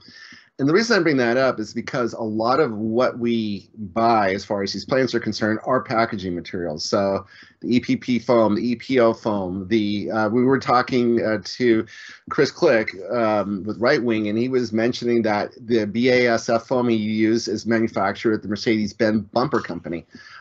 So that is, it's the stuff is used for a lot of different things. And first and foremost, all of the best manufacturing machines in the world are located in China. And my understanding is these things are running full tilt. And when it comes to doing something, if you come into them and say, listen, I cannot buy a full container of planes, but I can buy a quarter container of planes, maybe they're not so excited to talk to you today as they were 2 years ago or 3 years ago. Is that what you find? I don't know if they're any less. They've always been, like you said, they've always been not particularly thrilled about not doing large runs. I mean, some of them, it's crazy. They won't even say they'll charge you more for doing less. They just don't even want to talk about doing less. Like, yeah. Some of them will just be like, no, if you don't want to run 1,000, we're not going to talk to you. And 1,000 planes is a pretty big investment, and that's just one plane. So yeah, and you mentioned the foams and materials. It is crazy that the especially on all the better planes, our planes, the foam is coming from the U.S. The actual raw materials are manufactured in the U.S., shipping to China, and being molded there and sent back to us. And we have looked multiple times and haven't found a U.S. company that has had any interest in working with us with these planes, especially in even these larger quantities. They just don't want to talk about because the companies that are molding these foams in the U.S. are making packaging, and typically they're doing such high volumes and making so much more. I mean, when it comes down to it, the cost of labor in China and the cost of everything in China is so much less that we've tried multiple times to see if we can make this stuff in the U.S. Because think about how that would help with the supply chain issues right now. Right. But we just can't find anyone that wants to do it. And our molds are in China, and it's going to be tough to get the molds back to the U.S. anyway, unless we came up with a brand new plane. And molds were a pretty massive investment up front anyway for these planes. The molds are huge. I imagine if they were made in the U.S., they would probably, generally, well, at least when we were in China back in 2014, everything there was about a sixth the price that it is here. Everything across the board was about a sixth. So, that would mean that a mold for a plane here might be on the order of over $500,000, or more just for a single set of molds for one plane. So, if that translates to that. So, yeah, but you're right. They don't want to talk, and it's economically, it's yes, you can do less than container loads, but getting a full container is the most feasible financially and safest for the planes. Anytime they have to, these warehouses have to start moving skids around. You have, I don't know how many times we've had less container loads that have had forklift holes through the plane boxes and stuff. So yeah, it's try to avoid that. Oh yeah, the shipping nightmares are notorious out of China, and manufacturing issues. Someone's at the factory watching over it, then you've got manufacturing issues going on as well, right? Yeah, so, and we've also found that we have to work with very specific manufacturers to get the quality that we want. It's a known way of life that it's kind of a good enough attitude. They won't go as far in making their products as good a quality unless they're forced to. They're more likely to just say it's good enough. There's an actual Chinese word for that whole frame of mind. I don't remember what it is now, but and we've had manufacturers question, like, why are you so worried about making this good? And we're like, because that's what our customers want. It's not good enough unless this is right. And that's the Goblin and Nano Goblin are things that we really had to work hard on, because those are tighter tolerance aircraft than some others. The Nano Goblin had a lot of unique problems because of how thin the mold, or how thin some of the foam is, and getting the density right, and just them changing little things could change how things fit together on the parts. It's crazy how much the dimensions of the parts can change, even using the exact same mold, just by them not doing something exactly the same each time. But yeah, those. So we found, though, working with a few very specific manufacturers, that we're able to get them to do what we want more than some of the others. Interesting. All right. So now that we're discussing the Nano Goblin and some of your custom planes, this is a great opportunity to jump into it and kind of talk about the planes. Like, what was the thinking? Darren, you were asking about what the thinking behind making the Nano Goblin or the Goblin. Well, yeah, because as far as I can remember, the Goblin came first. Yep. So I was just wondering, what were there any specific targets you're aiming for when you came up with the Goblin? Because obviously it's really, really efficient and pretty quick. Yeah. So yeah, I'd just love to hear the story behind it. Absolutely. So that was our first 100% designed by us plane, and I say us with working with another person here in the U.S. that had the design. So the first big Strix plane was the Stratosurfer, and that one was essentially a collaboration between us and the manufacturer over there. We said this is what we wanted. They did all the design work, so again, taking concepts of these Bixler / Sky, or the Surfer style plane, we did things that we wanted very specifically, that us as pilots wanted in our planes. Like, we should have this, we should have this, we should have this, and made it that way. And that was also the first blow molded fuselage plane that we had made. So next, we started working with a guy. He's heavy into our hobby out in California, Kevin Gustafson, and he is obsessed with aerodynamics, flight characteristics, and he had some planes that he had built himself that were very similar to the Goblin itself. And we started working with him and said, we want to come up with something that we can make that doesn't require someone to build this from scratch in their house. And we worked with him on the design of the shape. He really is the focus on the shape, and that shape is, as you've seen, it's probably the most or one of the most efficient airframes that are out there. It was purely about efficiency, and because of that, it can go super fast as well because of the great aerodynamics on it. So we took that, and at the time we had a mechanical engineer working for us that took a lot of that and adapted, and we said we want to do the blow molding again. We like how much room it leaves inside for equipment. And the shell, the concept of the shelves and all the mounting points and so forth kind of came together. And the density of the foam was something that we worked at for a really long time on that as well. It's a higher density foam than most other planes for the wings.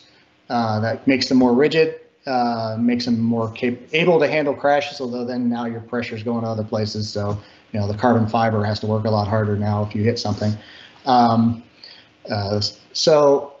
So that plane was designed with that in mind. So what we absolutely loved about it when it came out is how well it flew, how efficient it was. The feedback we got is less experienced pilots have a really hard time launching and landing that plane. It requires a good, it needs to get some speed up, and typically if you're going for speed of flight, you're not going to have a lot of actual thrust. It takes a heavy launch and a really, you need some experience. So you were getting a lot of people that were just crashing them on launch, or didn't have enough room to land them because they don't slow down. So you need a lot of room. So we started tossing around this whole idea of, what about under 250 gram.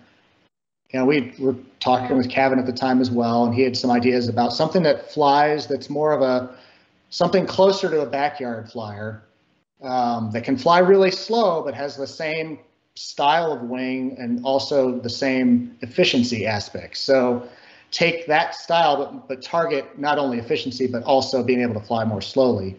So the Nano Goblin came from that. And I got to tell you, when we were developing that plane, that was the most fun I personally had developing any product, because, as we started getting, first of all, his little Kevin had made kind of just a from scratch test build of one. And then when we started working on getting the molds made, we had to go through and do some iterations on some of the modifying of some of the things on there.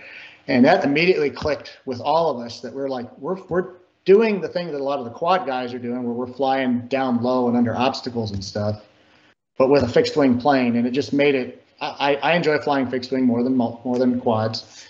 It's fine, I'll fly quads and that's fine, but I just enjoy fixed wing a little bit more.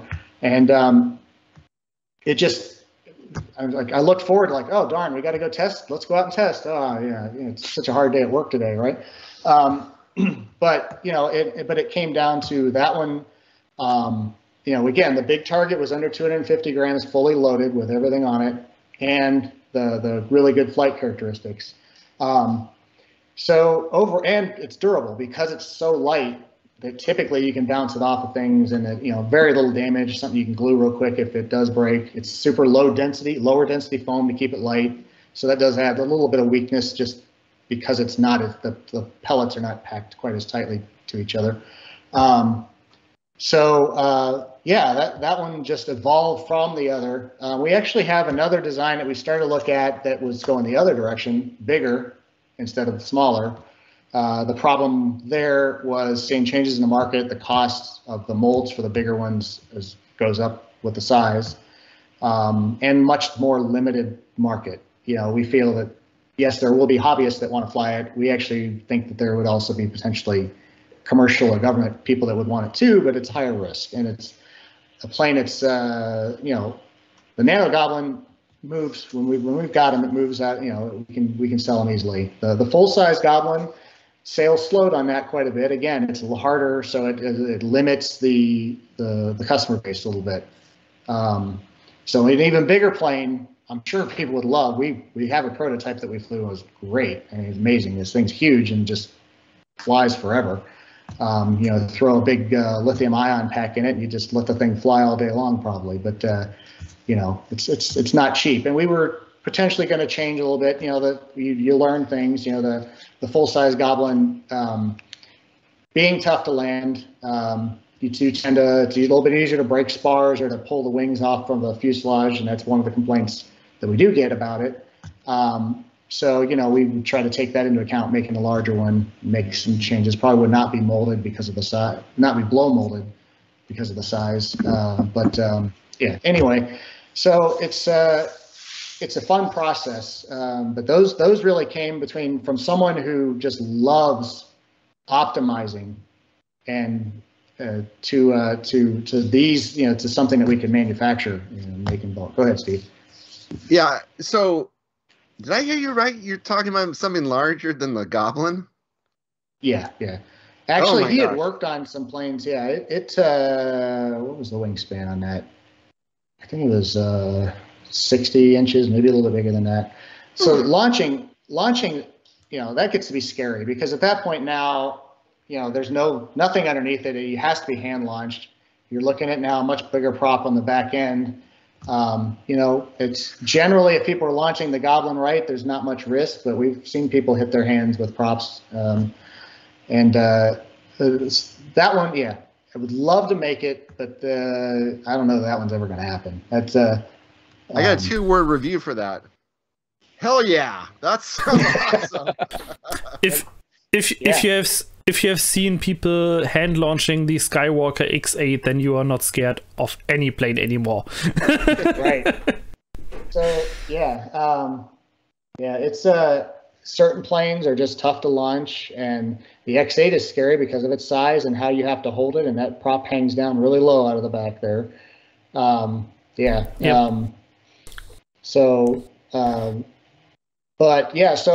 even when it comes to the Goblin, I mean, we've been having discussions on this. When we do start this next batch, sales were significantly lower on it than they used to be. So it's tough for us to say, do we make another batch?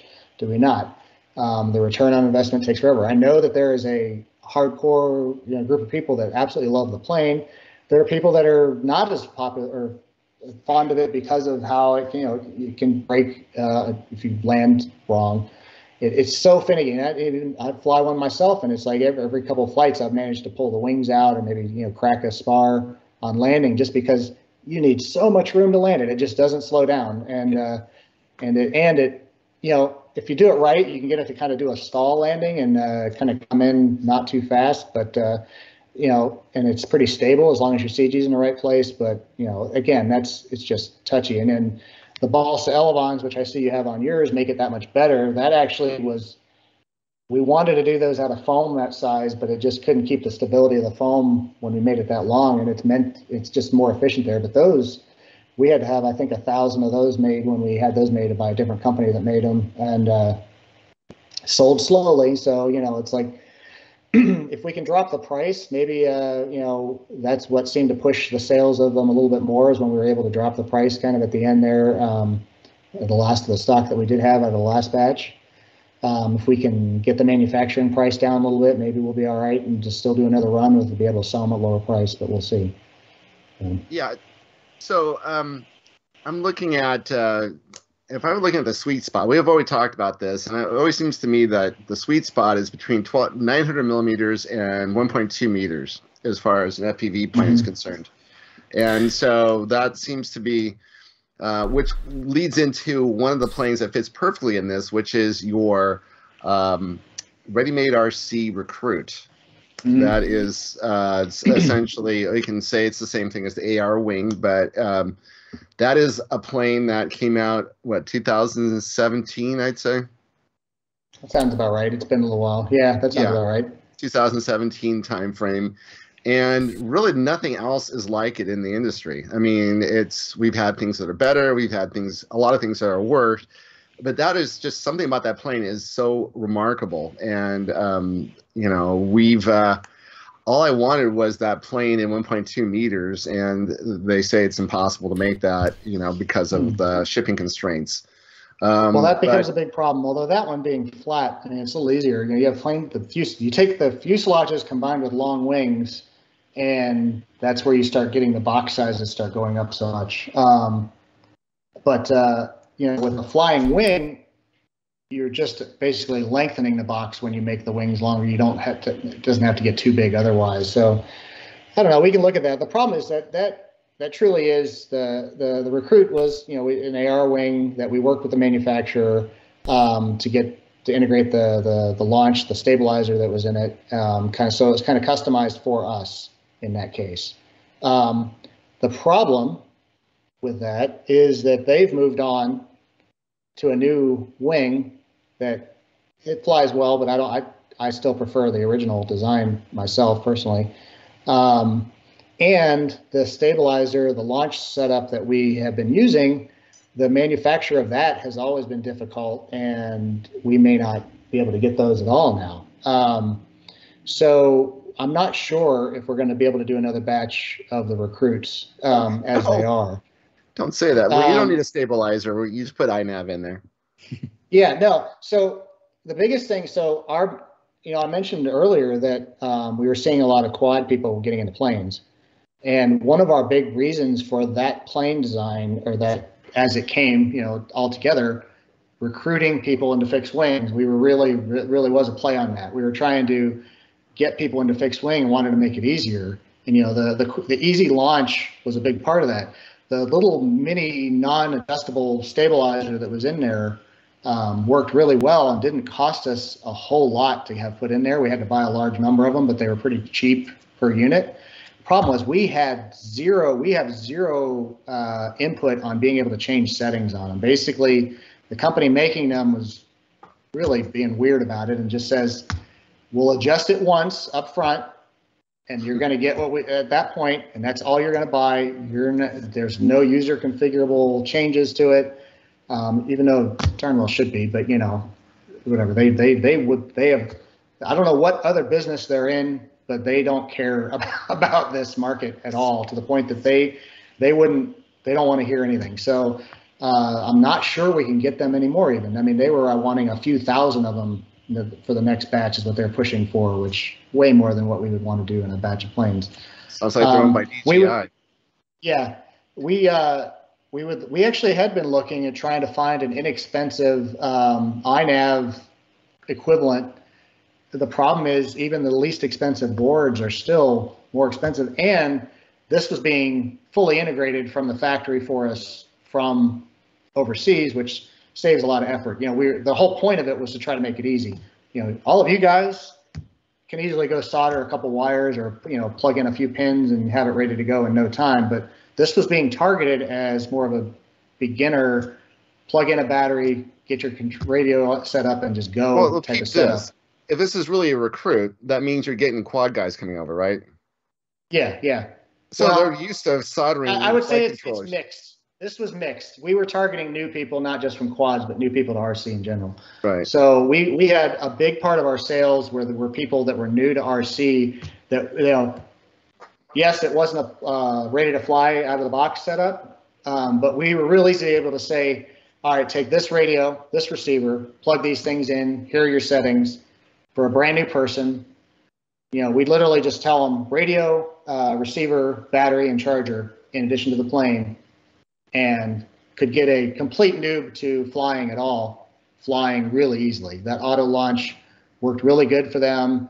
And so that was really, I would say it's 50-50 between bringing quad people over and bringing just brand new people into the hobby and saying this is a really good starter plane. And it's so much cooler. Like there are other beginner planes out there that you can buy with radio and everything integrated, but this one looks way cooler than a lot of those. You know, Flying Wing just looks cooler than a lot of the trainer planes that you see out there. So the fact that it would fly like a trainer, like one of those trainer planes, but looked like something that was, and it was technically was capable of a lot more too, was really a good draw for it. So what about the co-pilot? Yeah, the co-pilot. I hate to promote another system, especially one that runs with autopilot, but the co-pilot is kind of like the inexpensive little supposed to be flight controller thingy that works, and it has return to home and all these other things on it. Yeah.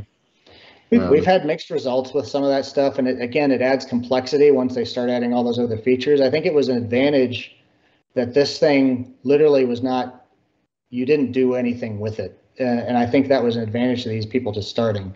They didn't have this, everyone wants to do the most advanced thing right away. We get people that contact, and we'd get people that would want, they never flew an RC plane ever, would come to us and be like, I want something that can fly 20 miles with return to home and all this stuff. And we're like, no, take a step back. Yeah. But there are people that just want the most. And we, this was, and because so much of our equipment can serve both sides of it, this was kind of good in that it was so limited. Like, if you want to do it more advanced, you got to pull that little flight controller out and start actually looking into what you need to get otherwise. Otherwise, this little thing does one function. It stabilizes the plane with a launch mode, either on or off, and that's it. And no return to home, none of the other stuff, which we've all become accustomed to figuring out and setting up and all that. But it becomes one more thing for a new person to mess up. Well, here's my point of view on this, because essentially, watching the group who comes into the group, this is about 20 to 30% of the people say, I want to get into flying a fixed wing plane. I want to do long range FPV. Some of them actually start off buying this stuff, buying 2.4 meter planes and doing crazy things like that, where, you're like running a marathon and you don't know how to walk yet.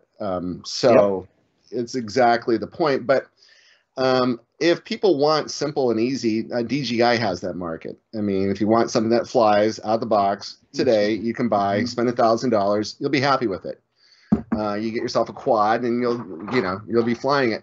If you're going to come into this realm, and there has to be some barrier to entry. There has to be some minimal standard, which is... I agree with that.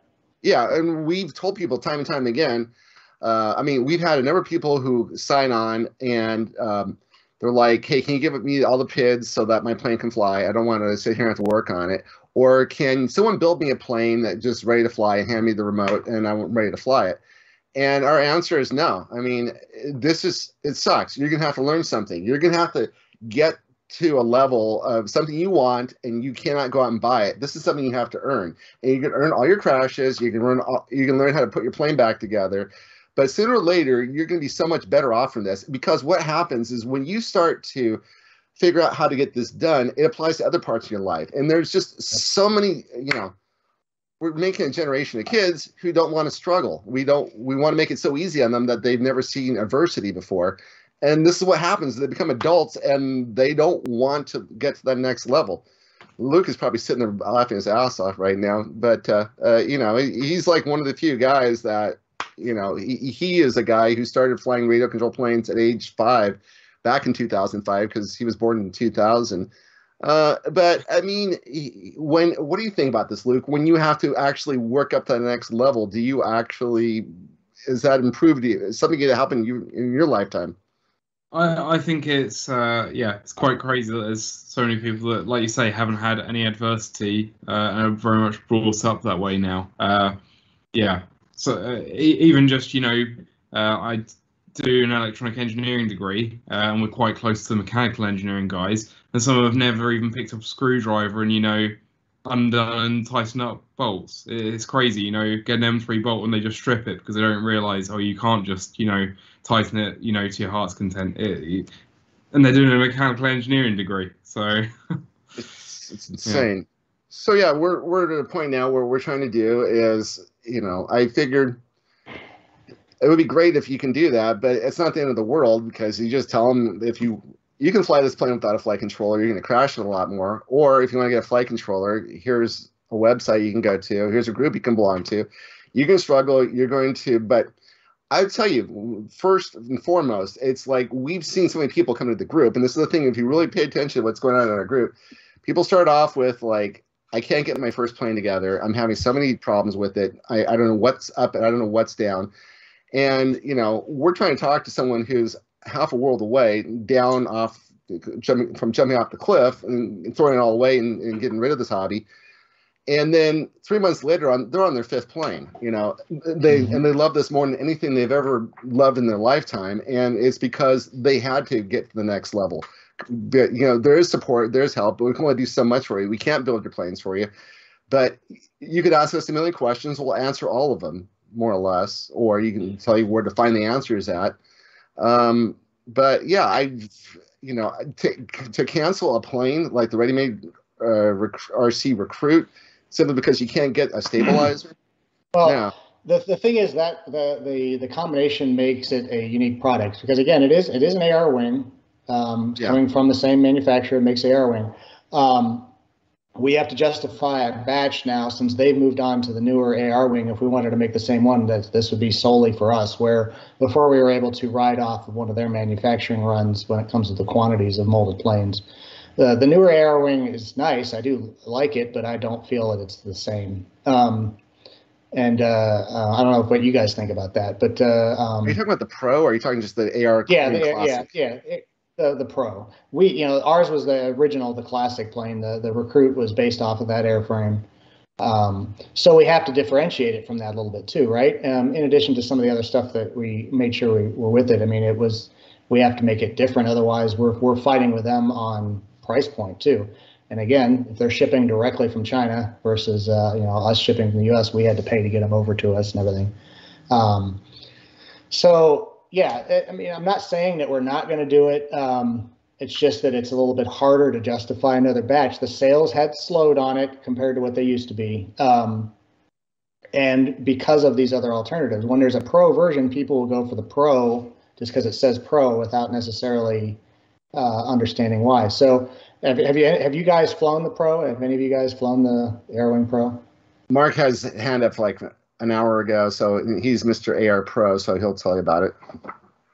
Yeah, so sorry, I didn't listen. I was in the chat right now. What was the question? Well, the AR Pro, he's asking about it. How is it good? What are your thoughts compared to the original AR wing, too?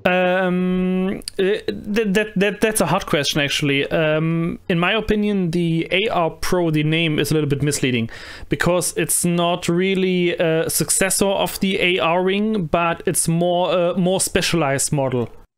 Because the AR Pro is built as a I would say speed cruiser and for long range. Because it has so much more surface area, wing area, and it can carry so much weight. I mean, compared to the old AR wing that was maxed out at around maybe 1 kilogram, more than 1 kilogram was already critical to get it fly or to have still a reasonable stall speed.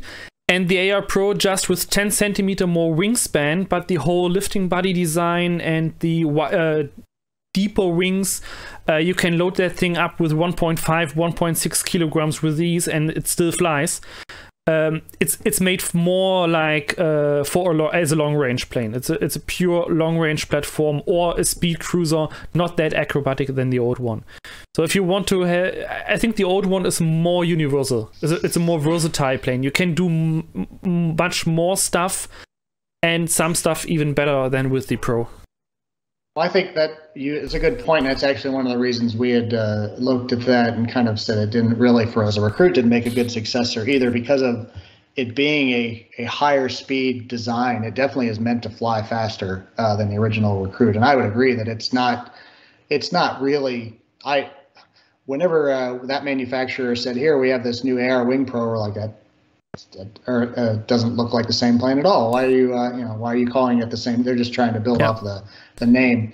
I would agree that the original AR wing is much better for slower flying and probably more aerobatic, if you want to call it that, flying. It's definitely not meant for higher speed or longer range in the same way, at least. I mean, so because that manufacturer has moved on, again, if we want to get that one made as a Recruit again, it's all on us, and we have to have a whole batch, a much larger batch made than we've done previously. So yeah, so there's two aspects to that: the controller and that. So. Yeah, sure. And the old AR wing was partially pre-assembled already, so you have like the wooden parts and the some carbon parts, wood parts, everything already glued in or already molded in. And now they made the AR Wing Classic that's even cheaper than the previous version, or it's meant to be cheaper. But you have nothing pre-assembled. So purely directly out of the mold into the packaging. So you have to glue in the wooden stuff, you have to glue in the inside the servo horns yourself, everything, just to get it a little bit cheaper. And of course, if you want to have a new recruit version, you either have to assemble them yourself in the USA, or they have to start a new production line again for that. And I try to recall back as we did all these. That was another thing that we differentiated with our recruit, is that we had it more assembled so that essentially it was thumb screws to put it together, right? And then stick in your so things like that. And it's interesting, some of these manufacturers of planes, they really lately have been pushing for wanting to just do kits. They've been trying to get away from the labor intensive aspect of assembling for us, so the plug and plays and stuff. And I think it's because because of the amount of labor it takes, right? It's a lot of labor. Yeah, I mean, the Pro already comes only as a kit. Even if you buy the plug-and-play version, you have to glue in the servos, you have to glue in the carbon in the ailerons. There's nothing pre-assembled already. The only thing they don't understand plug-and-play very well lately, I noticed. Maybe. I think the only thing that's already pre-assembled is the wooden parts inside the rings where the thumb screws go in, because they are molded with the ring together. Right. So, God, that's well, the thing that I look at, like, for example, yesterday, somebody, one of our moderators starts messaging me, and like, there's a plane that, let's just say that the marketing gal in our group decided to like start sending messages every other day talking about this plane, and it's like the ugliest plane I've ever seen in my life, and it's not selling, so Banggood was closing this out. I had this significant discount on it, which was unbelievable. And I looked at it, and I was like, oh my gosh, for what you can get for this much money, this is insane. This is a great deal. And I thought, you know what? Was it the air loader? Worse than... No, the air loader still... No, it was the killer whale. I shouldn't say it, but yeah, it was a killer whale. It's like Banggood, the United States is blowing that thing out right now at shipping from the United States. But I looked at it and I'd say, here's the problem. It's the same problem I see with Horizon Hobby, which is you can buy it today, but if you break a tail on this thing and 6 months from now, you're not going to find it anymore. It's going to go away. Horizon Hobby is famous for that. Their planes, they make a number of planes that are just, it's just great. A perfect one, the Radiant, probably one of the most perfect planes ever made. That thing is on probably its fifth life right now. And now you can't, if you break a fuselage on that thing, well, good luck finding a replacement one if it's more than 3 years old, because they don't supply the parts anymore. And so that's the nice thing I could say about the AR Wing, is that you can actually buy parts for it. And that would be the one thing I'd suggest, is just start selling all the parts for these things. So that brings up something really interesting. We always get a lot of requests for parts on planes. And one of the things that no one really has a need to understand or even know is that, when we pop out a run of planes, a hit on the mold is a hit of every single part on the plane. So whenever they mold a plane, they're molding every single major foam component is molded at one time. So, and what we'll find if we try to sell parts is that there'll be like one or two parts that people will need to replace a lot of. Right.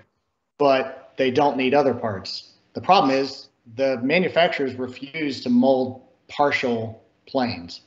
They will mold the whole thing in one shot. So essentially what if we order 1,000 planes, for a lot of them, we do break them apart into parts. But that just means that we've taken X number of planes and just have broken them into separate components. So it puts us in a weird financial issue where by offering just the parts, we wind up with an excess of parts that sit there so then we're like, well, we need to charge a little bit more to justify it because they cost us this much to make each plane hit. So the recruit. AR Wing is a little bit less because there's not as many parts with it, but it's true across the board. That whole plane is molded in one shot. So if someone needs to replace, say, the fuselages, that means that there are wings that are sitting there that need a home. We always were kind of met with this weird decision point where we say, can we make the kits, the base kits, cheap enough that people would just purchase that for the spare parts without hurting ourselves? But then the problem is we have to make enough to justify the batch and everything, or do we make the parts expensive enough that people have a little bit more of a call of, maybe I'll just buy the kit instead because I get everything. It's a really tough thing, and some people are like, you never have parts for things. Like, we try, but it's tough and it varies depending on the airframe. Especially ones that only certain parts are the ones getting replaced. It's the tough. winglets, the canopy, those things. the canopy on the Nano Goblin. Yeah. People want those things, but literally, we make the entire plane to get a canopy. God. So we wound up, we do 3D printed occasionally, but they're way heavier. I mean, we can't make those as light. We try to gather and, again, and that's why I think sometimes people question, why are these parts more expensive? They're so expensive. And part of it is because we have to kind of take into account, it's really a whole plane that we're only going to sell these couple little tiny things from. And, very few people are going to buy a fuselage from a Nano Goblin, for example, or even wings. Honestly, it's the tails and the canopy are the two things that people generally need to replace on those. And our manufacturers will flat out, they could block off parts of the mold but they don't want to bother with that. It's just, it's not worth it for them for the small amount of money that they would get on some of those parts. So it's a tough balancing act for us. But that puts us, as the hobbyists in kind of a bad light as well, because, when you land a plane and you're missing a winglet on your air wing or recruit, you're like, I get it. Damn, I got it. And that's why we went ahead and split them into parts a lot of times, because we understand that too. We fly too, and it's easier with, if it's, for example, just a regular plastic part versus the foam parts. I mean, obviously those are done in separate molds, so those could be done in different amounts. But when it comes to foam parts, that whole plane is molded in one shot in the mold. So I can see how it goes together, and you just can't mold the winglets by themselves. Right. And we've considered, as we've looked at getting planes made, trying to look at it ahead of time and maybe having extra parts made as part of the main plane mold, but that has a different problem in that if we have 1,000 planes made, that may mean now that we have a full 1,000 of this one particular spare part, that's now going to be there. Now, how much it affects the cost, it's hard to judge. It depends on the plane and the size of the part and everything. But you can also 3D print a lot of these things, and that's what we try to. We made 3D files for the Nano Goblin, for example, and for some of the other things we've either made or shared or helped, shared other people's designs for 3D prints so that they can easily churn out a part that's at least pretty darn close to the original. So I get it. And Horizon, they have a whole different issue where they are trying to make profit, but also selling to hobby stores. So they need massive margins, like compared to what we are able to get. They want to make money and they want to sell to hobby stores and have the hobby stores make money. We had tried to sell a couple of our planes to them, and they wanted such a massive margin. We would have had to have increased our retail price to even have any remote chance of giving them a margin that they were hoping to get. And it's crazy margin for this industry. And it's kind of, I look at it as almost old fashioned, because now that we're competing with Chinese companies directly, those kind of margins are hard to get. And, so. Yeah. Well, I tell you what, we are now at the 2 hour and 25 minute mark. Oh, wow. Yeah, I know we got going on this pretty well. So I think we're probably going to have to cut it off here because people are falling asleep. But Darren's looks like he just had his monthly bath and he's like ready to go to bed. Refreshing. Yeah, no, but seriously, Tim, this has been so awesome having you as a guest, man. This is like, this is everything we'd hoped for and more. I mean, thank you for being, like telling us what's really going on in the industry, because we're all sitting around trying to figure out what the hell's going on, and we're getting kind of the happy talk from some people, but not real straightforward.